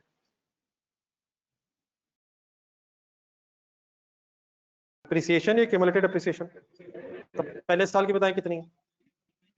1542 डेप्रिसिएशन लिखवा रहे हैं या क्यूमुलेटेड लिखवा रहे हैं? पहला साल था इसलिए सेम है। सेकंड ईयर में कैसे लिखूं 2001 में? 7710 एसेट अलग है, ये समझ आ जाएगा, लेकिन अब 2 सालों की क्यूमुलेटेड कितनी हो जाएगी? 1542 प्लस 1542 3084, और फिर आपकी WDV कैलकुलेट हो जाएगी। Any confusion? I am assuming separate ages please. Asset less accumulated appreciation।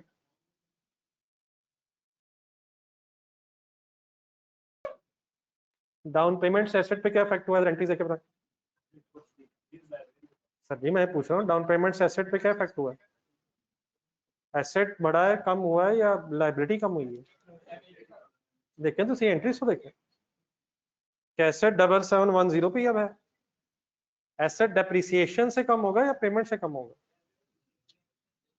Liability payment से कम होगी, ठीक है। डाउन पेमेंट और पेमेंट्स करने से लाइबिलिटी कम हो रही है, एसेट डेप्रिशिएट हो रहा है इस्तेमाल करने से, और लाइबिलिटी पेमेंट करने से कम हो रही है। तो ये तो अभी एसेट का डिस्क्लोजर बना है। ये बताइए कैरिंग अमाउंट्स क्या आती हैं? 2000 में क्या आ रही है? 6168 एंड 4626। एनी कंफ्यूजन जी प्लीज? तो मैंने ऐसा काम किया जो अब यूज टू नहीं है। बाकी डेफिनेटली ये इस तरह से लेस एक्यूमुलेटेड भी प्रेजेंट करना जरूरी है, कि ब्रैकेट्स वगैरह में भी सॉल्व कर सकते हैं। 7710 माइनस 1542 करके WDV फाइनली आनी है। स्टेटमेंट ऑफ फाइनेंशियल पोजीशन में फाइनली WDVs ने कैरिंग अमाउंट के तौर पे आना है। ये तो क्लियर है ना प्लीज? डेप्रिसिएशन लेस होनी है क्यूमुलेटेड। क्यूमुलेटेड फर्स्ट ईयर में तो सेम ही थी, और सेकंड ईयर में दोनों सालों की फिर एक्यूमुलेट हो गई। ओके प्लीज बढ़े आगे, कुछ और आना, कुछ कोई और एसेट्स में कुछ? तो डेफिनेटली अब सीक्वेंस वही है, लेकिन जो चीजें नहीं है उसको फिर हम स्किप कर सकते हैं। नॉन करंट के बाद करंट सोचना चाहिए, और टोटल होना चाहिए, फिर इक्विटी के बारे में सोचना चाहिए। लेकिन इस तरह की इंफॉर्मेशन ना होने की वजह से अब स्ट्रेट अवे कहाँ जा रहे हैं हम? करंट लायबिलिटी में लिखे या नॉन करंट में? अच्छा ये जरा फर्स्ट टाइम है, जरा नई चीज है, तो जरा दोनों हेडिंग्स लिखे हैं नीचे आके, नॉन करंट लायबिलिटी भी हेडिंग लिखे, नॉन करंट लायबिलिटीज, और इसके नीचे 2 लाइनें छोड़ के जरा करंट लायबिलिटीज की हेडिंग भी लिखें।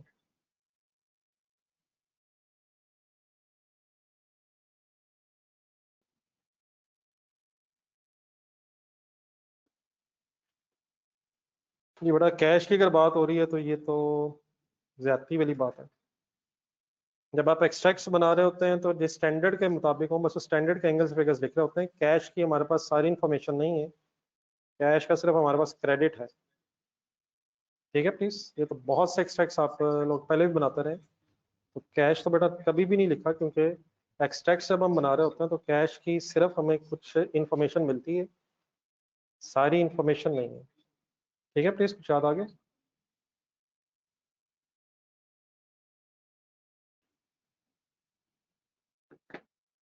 जी यहाँ तक आगे। अब फिगर्स लिखने से पहले करंट में आनी है, नॉन करंट में आनी है, आप जरा जो टेबल अभी आपने बनाया, फाइनेंस चार्ज एलोकेशन टेबल, उसको अपने सामने रखना। और इसमें इस सारी डिस्कशन में ये 2-3 चीजें हैं। इस टेबल पे ग्रिप होनी चाहिए कि टेबल कैसे बना हुआ है, इसमें क्या फिगर्स नजर आ रही हैं। तो आइए जरा ये सारा टेबल मेरे साथ जरा एक दफा आपने जरा ध्यान से पढ़ना है।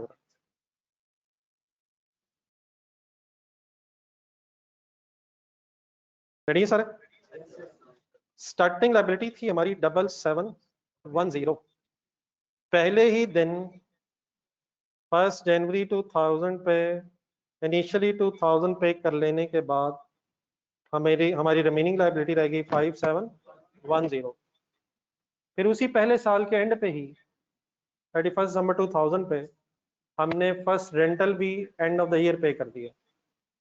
तो आफ्टर दैट पेमेंट हमारी फाइनली 4567 लाइबिलिटी रह गई किस दिन।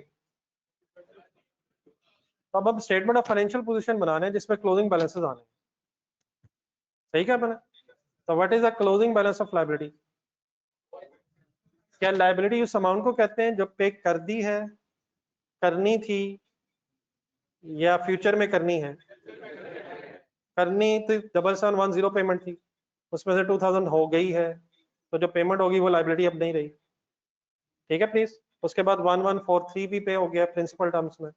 तो 4567 is the closing balance of lease liability. इसने फ्यूचर में पे होना है। तो क्या इस सारे ने अगले साल पे होना है या अगले साल बाद पे होना है? तो पहला डिसीजन ये लेना होता है कि what is the closing balance of the year and. तो बताएंगे what is the closing balance of year and?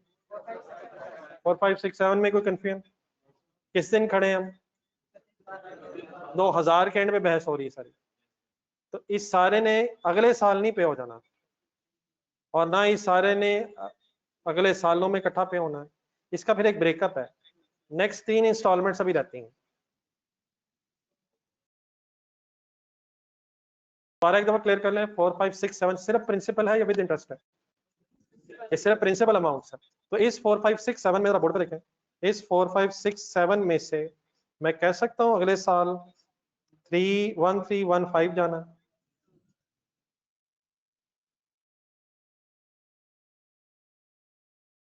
और अगले साल बाद भी क्या कुछ जाना है? क्या और क्या जाना है? 1512 भी जाना है और अप्रोक्सीमेटली 1739 भी जाना है। तब स्टेटमेंट ऑफ फाइनेंशियल पोजीशन कर लीजिए मिलाएं। उसमें लाइबिलिटीज इकट्ठी नहीं लिखी जाती हैं, करंट और नॉन करंट पोर्शन में लिखी जाती हैं। करंट पोर्शन किसे कहते हैं? Payable with in next 12 months. Amount payable with in next 12 months current liabilities में आएगी, और अमाउंट पेएबल आफ्टर 12 मंथ्स आपकी नॉन करंट लाइबिलिटीज में आएगी। तो इसका तरीका ये होता है कि सबसे पहले क्लोजिंग बैलेंस ढूंढना है। इस टेबल में से 4567 इज द क्लोजिंग बैलेंस। उसमें से 1315 जो नेक्स्ट ईयर में पेमेंट होनी है वो फिर करंट लाइबिलिटीज में आ जाएगी। और एक मिनट कैलकुलेटर पकड़े। जो अगली दो अमाउंट्स हैं 1512 प्लस 1739, ये जो फिगर है ये कहाँ आनी चाहिए? ये नॉन करंट लाइबिलिटीज में आनी चाहिए। लेकिन इसी नॉन करंट लाइबिलिटी को फाइंड आउट करने का एक आसान तरीका भी होता है कि रादर देन प्लस करें आप, आपका आंसर अप्रोक्सीमेटली क्या आया? फिगर आई होगी ना यार, प्लीज यार। इग्नोरिंग एनी राउंडिंग ऑफ, अगर आप करंट पोर्शन के सामने बैलेंस देखा करेंगे, क्या बोला मैंने? करंट लायबिलिटी की अमाउंट के सामने अगर रिमेनिंग बैलेंस देख लिया जाए तो वो भी अप्रोक्सीमेटली नॉन करंट लायबिलिटी का ही टोटल आ रहा होता है। तो हमारा क्योंकि एक रुपए के एक राउंडिंग ऑफ का डिफरेंस चल रहा है, इसलिए शायद वो एग्जैक्ट फिगर मैच नहीं कर रही। लेकिन बहरहाल कॉन्सेप्चुअली क्या बात हो रही है, अगले साल जो पैसे जाने हैं वो करंट लायबिलिटी है, और जो अगले साल बाद पेमेंट्स होनी है, एक साल बाद पेमेंट्स होनी है, दूसरे या तीसरे जितने भी सालों में होनी है, वो सारी कंबाइन करके नॉन करंट लायबिलिटीज में आ जाएंगे। तो इसमें 3 स्टेप्स इन्वॉल्व है। Number 1 closing balance find out करें, second current portion find out करें, और उसके बाद फिर जो रिमेनिंग लायबिलिटी है उससे डेफिनेटली अगले अमाउंट्स टोटल भी की जा सकती हैं। लेकिन टोटल की बजाय आप करंट पोर्शन ऑफ लायबिलिटी के सामने जब बैलेंस का कॉलम देखेंगे तो आप वहां से भी करंट नॉन करंट लायबिलिटी की अमाउंट निकाल सकते हैं। क्लियर हो गया यहाँ तक?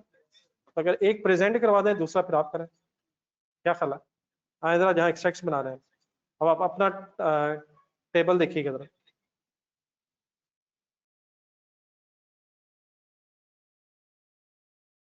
ये बड़ा स्टूडेंट्स आपको कुछ क्लियर हुआ जी? What is the current portion of lease as on 31 December 2000? ये क्लियर है मेरे वर्ड्स? आप लिखने की जल्दी कर रहे हैं, ये वैसे परेशान हो जाएंगे आप। मैंने आपसे रिक्वेस्ट की अपना टेबल देखें। What is the current portion of lease as on 31 December 2000? Clear है सारे? क्या फिगर बोल रहे हैं? And what is the non-current portion of lease? 3 to 5 to, तो इसके सामने लीज लायबिलिटी में वर्ड लिख लेता हूँ। यहाँ तक देख के लिखे, फिर 2001 अभी आपने करवाना।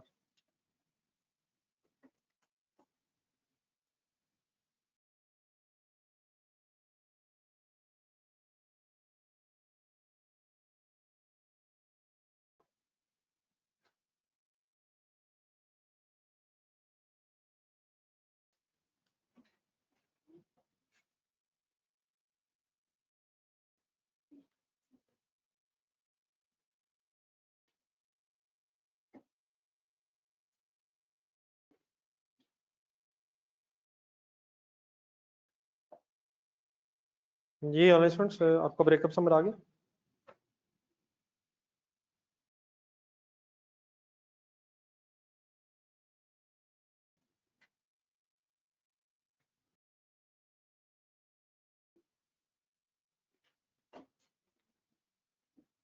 जी any confusion?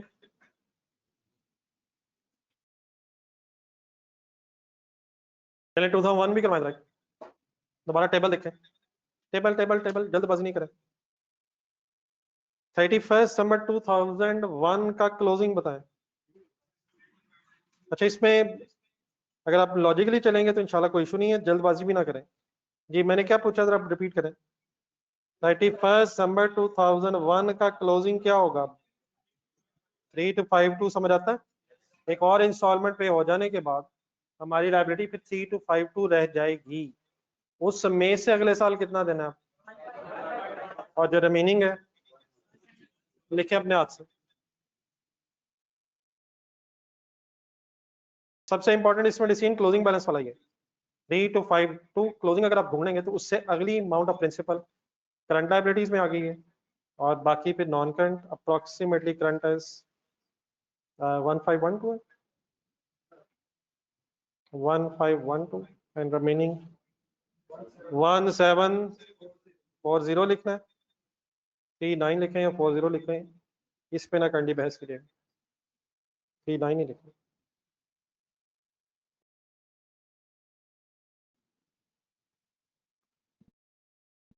First step is to identify the closing balance, और उस क्लोजिंग में से नेक्स्ट 12 मंथ्स करंट पोर्शन और after 12 months non current liability की अमाउंट बन सकती है। जी एनी कंफ्यूजन? डाटा देखें, सारा सवाल देखें, कोई और चीज स्टेटमेंट ऑफ फाइनेंशियल पोजीशन आनी हो। जी मैं एक खतरनाक क्वेश्चन एक्सपेक्ट कर रहा हूँ, आधा खतरनाक निकल आया है, कोई नहीं, सोचा नहीं, इसलिए मैंने पूछा। Any other thing in this statement of financial position? ये इंटरेस्ट पेबल मुझे कहा तो है अपने बेटा, लेकिन देखें भी तो सही।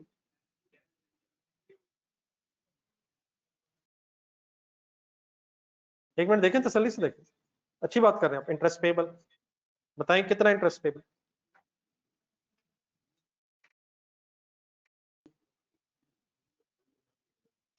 नहीं मतलब डाटा तो देख लेना, कोई फिगर बताएं।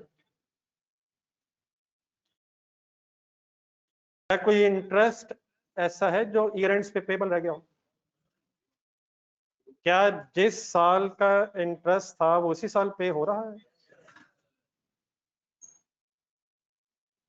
एक सेकंड, दोबारा टेबल।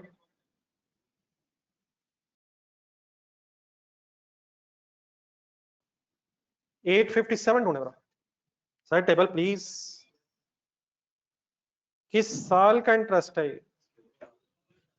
और क्या जिस साल का है उसी साल पे हो गए तो फिर पेबल हुआ ना? जिस साल का एक्सपेंस उसी साल पे हो गए, तो देयरफॉर पेबल नहीं बना। हाँ अगर ये 857 2000 में पे ना होता तो फिर पेबल्स में आता। लेकिन क्या सवाल ये तो नहीं है कि, एक सेकंड जरा बोर्ड पे देखें, ये जो फ्यूचर के इंटरेस्ट है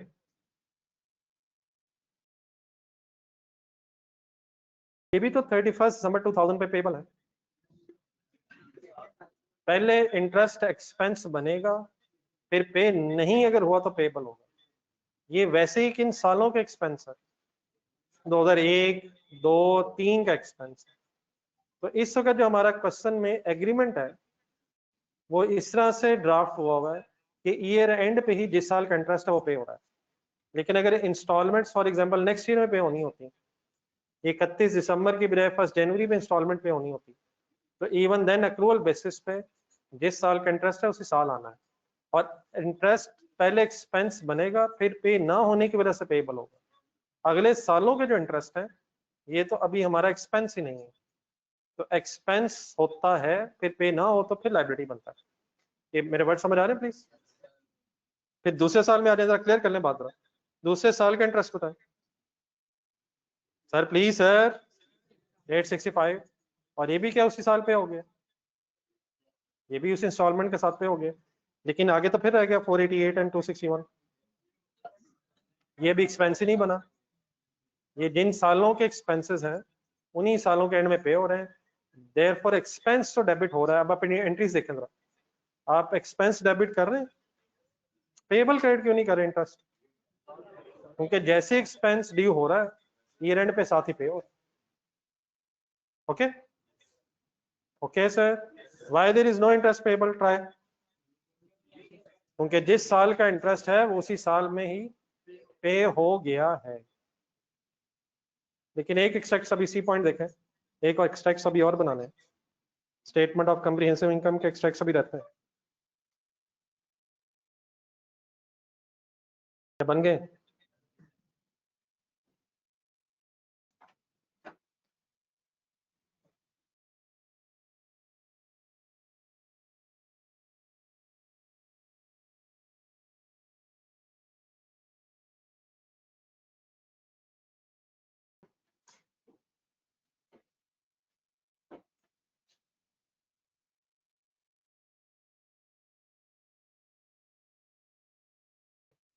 जी ऑनेस्टमेंट्स आप okay please.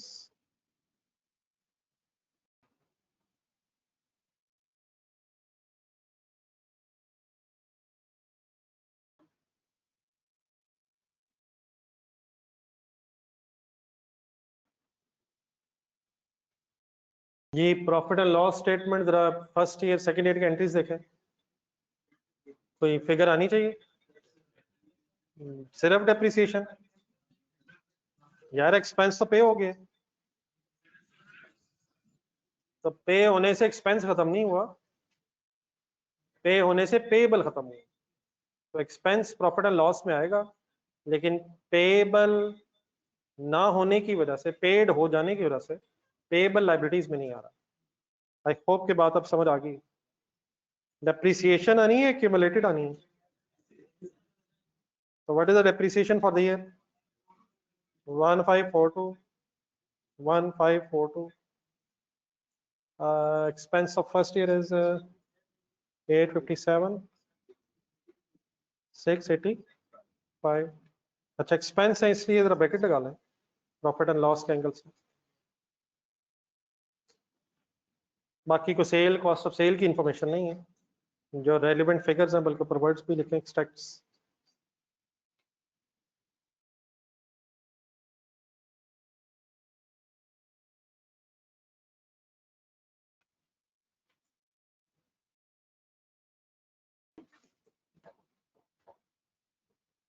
Any confusion sir? Any other thing within profit and loss? What is the meaning of extracts? जो relevant information क्वेश्चन में है उसे आपने अकॉर्डिंगली प्लेस करना है profit and loss statement of financial position में। और डेफिनेटली इसके टोटल्स कोई नहीं है, टोटल्स तभी होंगे अगर पूरी प्रॉफिट लॉस स्टेटमेंट और स्टेटमेंट ऑफ फाइनेंशियल पोजीशन वगैरह बना रहे हो। कुछ है चीजें याद में? चले क्वेश्चन नंबर 2 पे आए।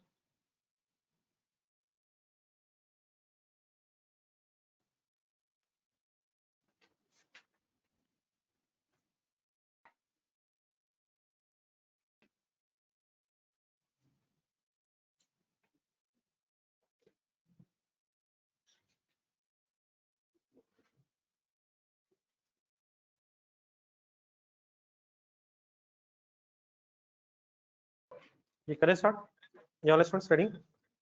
A machine with a cash value of rupees 2 lakh is leased over a period of 4 years. What is 2 lakh and what is 4 years? तो चीजें रिपीट होनी है भैया। कैश वैल्यू है, कैश वैल्यू का मतलब अगर खरीदना चाहें आज तो 2 लाख की मशीन है, और 4 क्या है? लीज 4 क्या है सर? लीज टर्म है ना। अब लीज वाले वर्ड जरा बोलने शुरू करें जरा। लीज हुई है, कितने अरसे के लिए? डेप्रिशिएट भी 4 सालों पे है, रेजिडुअल वैल्यू निल है, एनुअल इंस्टॉलमेंट्स हैं, पेएबल इन एरियर्स हैं। इन एरियर्स मींस नहीं, ईयर एंड नहीं, एंड ऑफ द पीरियड। चलो ठीक है, year and, and of the period या बिगिनिंग? एंड, ठीक है चलो। Discount rate is 16%। अच्छा, इसके सामने एक ब्रैकेट में लिखा हुआ इंटरेस्ट रेट इम्प्लिसिट, इसको फिलहाल सिर्फ अंडरलाइन ही कर लें, बाकी इसका एग्जैक्ट मीनिंग समझने के लिए मैं थोड़ा सा बड़ा होना, फिर मैं एक्सप्लेन करूंगा। Discount rate mean simply interest rate ही है। इम्प्लिसिट का मीनिंग एग्जैक्टली क्या है ये अभी जरूरत नहीं है, जब जरूरत पड़ेगी तो इंशाल्लाह मैं एक्सप्लेन करता हूँ। Interest rate implicit simply means वो इंटरेस्ट रेट जिसकी बेस पर अपने वर्किंग करनी है। आगे चलो, लीज कमेंस डेट बताएं। अब जरा फुल कंसंट्रेट कीजिएगा जरा। 1 मार्च 2005 पे लीज स्टार्ट हो रही है। First instalment is payable on 28 February 2006। Second line में ऊपर वापस जाए, एनुअल इंस्टॉलमेंट है, ऐसे ही है, और एरियर्स में पेएबल है। तो लीज का स्टार्ट किस दिन हुआ है? 1 मार्च 2005। एरियर्स में एनुअली इन एरियर्स इंस्टॉलमेंट अगर है तो पहला लीज ईयर कौन सा एंड होगा? 28 फरवरी 2006। एक और बताए, 28 फरवरी 2007। लास्ट लाइन पढ़े, and the financial year of the Lesi ends on 31 दिसंबर। क्या ये जरूरी है कि अगर कोई एसेट लीज होना है तो वो अकाउंटिंग पीरियड के स्टार्ट पे ही हो? तो अकाउंटिंग ईयर 31 दिसंबर पे एंड हो रहा है, और लीज का स्टार्ट हुआ है 1 मार्च पे। और से देखें, ये लास्ट पॉइंट जो भी हमने पढ़ा, हमारा अकाउंटिंग ईयर, हमारे किस अकाउंटिंग ईयर में ये लीज हुई है? हमारे किस अकाउंटिंग ईयर में ये लीज हुई है? 2005 वाले में। लेकिन 2005 वाला अकाउंटिंग ईयर कब शुरू हो रहा होगा? 1 जनवरी 2005। एंड कब हो रहा होगा? 31 दिसंबर 2005। तो लीज ईयर और है और अकाउंटिंग ईयर और है। जरूरी नहीं है कि हमेशा लीज करवानी है अगर आपने, तो अकाउंटिंग पीरियड के स्टार्ट पे ही करवाएं। लीज ड्यूरिंग द ईयर किसी भी दिन एग्रीमेंट के एंगल से स्टार्ट हो सकती है। हाँ, बहरहाल क्वेश्चन नंबर 1 देखें जरा एक सेकंड।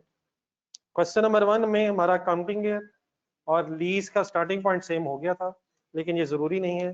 तो डिफरेंस शायद सिर्फ ये है कि अकाउंटिंग ईयर 31 दिसंबर पे एंड हो रहा है, और ड्यूरिंग द ईयर 1 मार्च पे क्योंकि लीज स्टार्ट हुई है, इसलिए लीज वाला फर्स्ट ईयर 28 फरवरी 2006 पे एंड होगा। ये बात समझ आती है? इन अदर वर्ड्स, क्या 2005 वाले साल में कोई इंस्टॉलमेंट पे होगी? जरा देख के बता रही।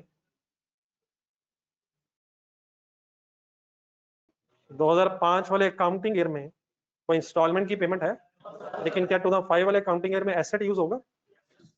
कब से कब तक? मार्च टू दिसंबर। अब ये थोड़ा सा डिफरेंस फिर कंडीशन में रखना। हमारी रिक्वायरमेंट्स देखें। Draft the general entries for the year ended 31 दिसंबर 2005। फिर बाकी बाद में देखने शुरू करें। है टाइम अभी यार? कितना टाइम रहता है? 14 मिनट और 59 सेकेंड। राउंड ऑफ करके हो गए 12 मिनट। आ जाए वापस, रजिस्टर खोलो। नहीं, मेरी भी राउंडिंग ऑफ इसी तरह की होगी।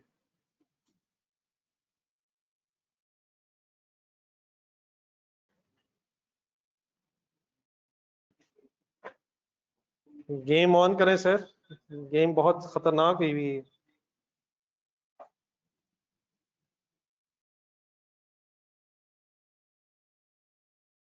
जी ऑनलाइन स्टूडेंट्स करें शुरू। जी हेडिंग बनवाए जी, रिक्वायरमेंट एक ही, general entries for the year ended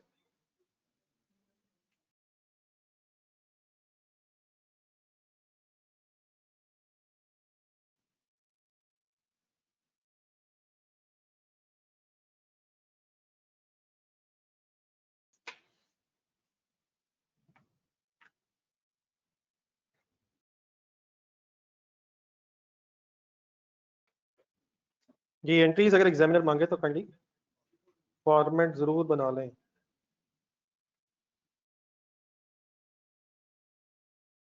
तकरीबन लीज का सारा कॉन्सेप्ट आपको क्वेश्चन नंबर 1 में पता चल गया हुआ है। अब जरा मेरी भी हेल्प करें, खुद भी सोचें, कोई अगर नई चीज है तो मिलजुल के डिसाइड करते हैं। अभी इनिशियली हम लेसी के एंगल से वर्किंग कर रहे हैं, तो करें शुरू। फर्स्ट रेलिवेंट डेट बताएं। 1 मार्च या 1 जनवरी? यार 1 मार्च 2005 पे अकाउंटिंग ईयर शुरू होना है यार। नहीं होना तभी, अकाउंटिंग ईयर तभी शुरू होना है, लेकिन उस दिन कोई लीज नहीं है। अकाउंटिंग ईयर वाकई 1 जनवरी पे शुरू होना है, लेकिन उस दिन कोई ट्रांजैक्शन ऐसा नहीं होनी। What is the date of lease? 1 March, इसलिए हम 1 मार्च पर रुके। जी लेसी हमेशा क्या एंट्री करेगा जी? Right of use machine debit, lease liability credit.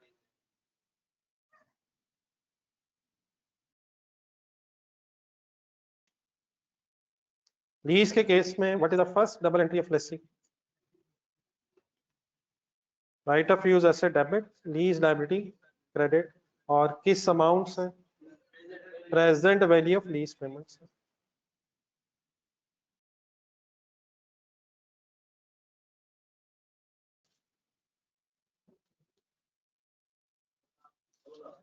एक minute,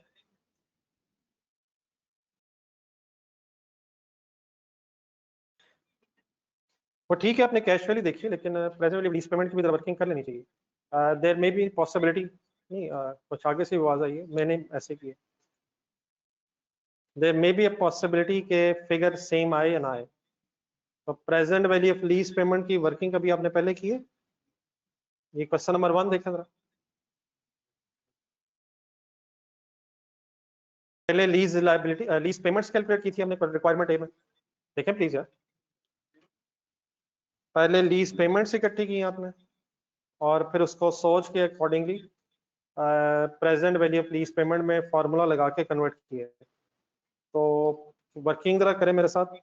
present value of lease payment थोड़ी सी जरा जगह या नीचे ही करना है, छोटी सी वर्किंग है।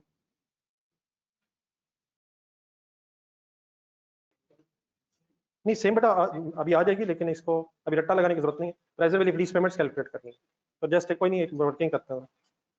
मेरे से जरा एक दफा दोबारा सुनना। लीज सॉरी लीज पेमेंट्स मुझे इकट्ठी करवाया जरा।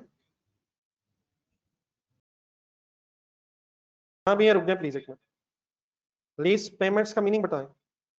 ढूंढ लेना, ढूंढ ले, पिछला मैं कल एकदम रिवाइज करें, अब याद होनी चाहिए। क्वेश्चन नंबर 1 में पढ़ के बताएं लीज पेमेंट कैसे कहते हैं। पार्ट ए में payments of the lease term, जो लीज टर्म में शुरू से लेके एंड तक पेमेंट्स होनी है, उनको इकट्ठा करना आपने।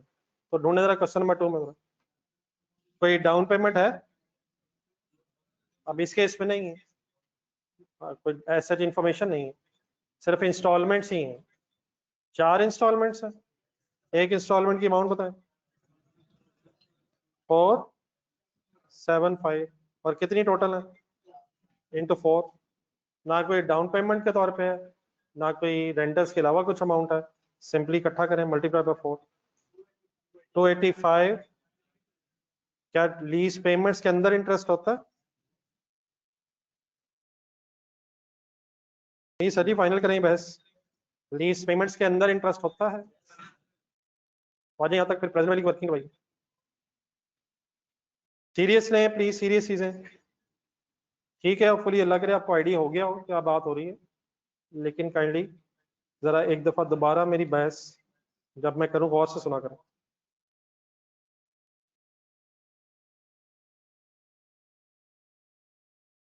71475 इंस्टॉलमेंट की एक अमाउंट है, 4 साल लीज टर्म है, एनुअल पेमेंट्स है, तो multiply by 4 means 4 annual installments.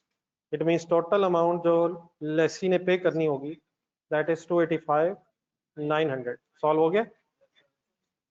अब इसकी मैं प्रेजेंट वैल्यू लेना चाह रहा हूँ,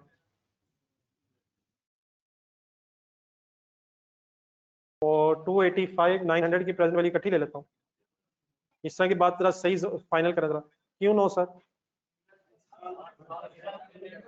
285 900 की प्रेजेंट वैल्यू मैं डिस्काउंटिंग के फॉर्मूले से इकट्ठी क्यों नहीं ले सकता? इसने इकट्ठा पे नहीं होना। 285 900 अगर 4 साल बाद एक ही दफा पे होना होता, मैं डिस्काउंटिंग लगा सकता हूँ। इसने इंस्टॉलमेंट्स में पे होना, और पहली इंस्टॉलमेंट 1 साल बाद है, 2 साल बाद, 3 साल बाद और 4 साल बाद है, ऐसे ही ना यार? तो एक से ज्यादा अमाउंट्स हैं सेम, क्या सब में इंटरेस्ट होगा?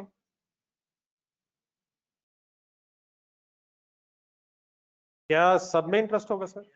यार पहली वाली में नहीं ना होगा, एरियस में है, पहली वाली में भी होगा। अगर एडवांस में पेमेंट्स होती तो पहली पेमेंट अलग कर लेते हैं, बाकी फिर 3 रिमेनिंग रह जानी थी। Please sir please. तो क्या चारों इंस्टॉलमेंट इकट्ठी होंगी? डिस्काउंटिंग लगेगा या एन्युटी लगा सकते हैं? 1 माइनस, फॉर्मूला भी याद हो गया, 1 प्लस रेट बताएं, 0.16 माइनस बताएं, डिवाइडेड बाय, लिख के सॉल्व करें।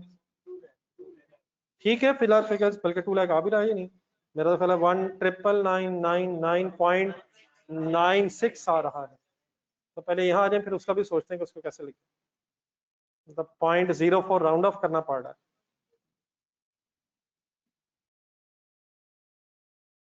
ये फार्मूला अप्लाई करने का तरीका समझ आ गया?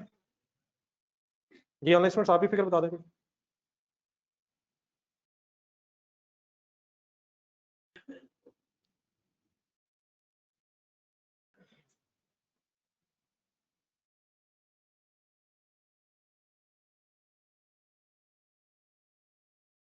ये लास्ट लाइन में से आंसर बता दो। ये फुरकान खान के अलावा को बताना ही नहीं चाह रहा। 2 लाख से ठीक है जी, 2 लाख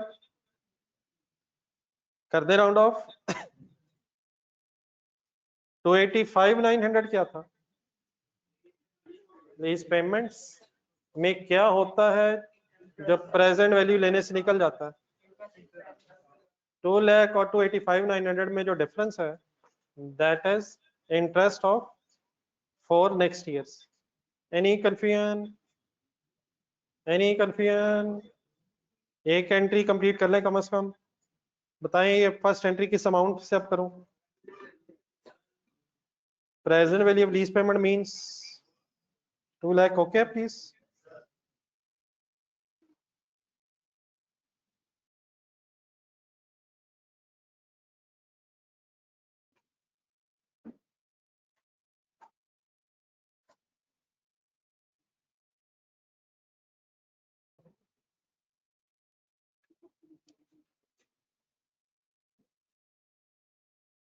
ये सबको समझ आ गया सर?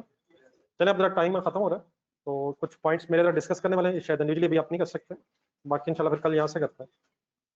जो हो जाए जरा रिवाइज करना शुरू कर दें। डेफिनेटली भी होमवर्क नहीं है, तो आज जो पढ़ा है काइंडली रिवाइज करके कल आइएगा।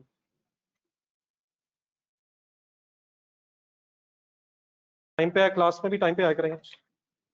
Any question online students? अल्लाह हाफिज़।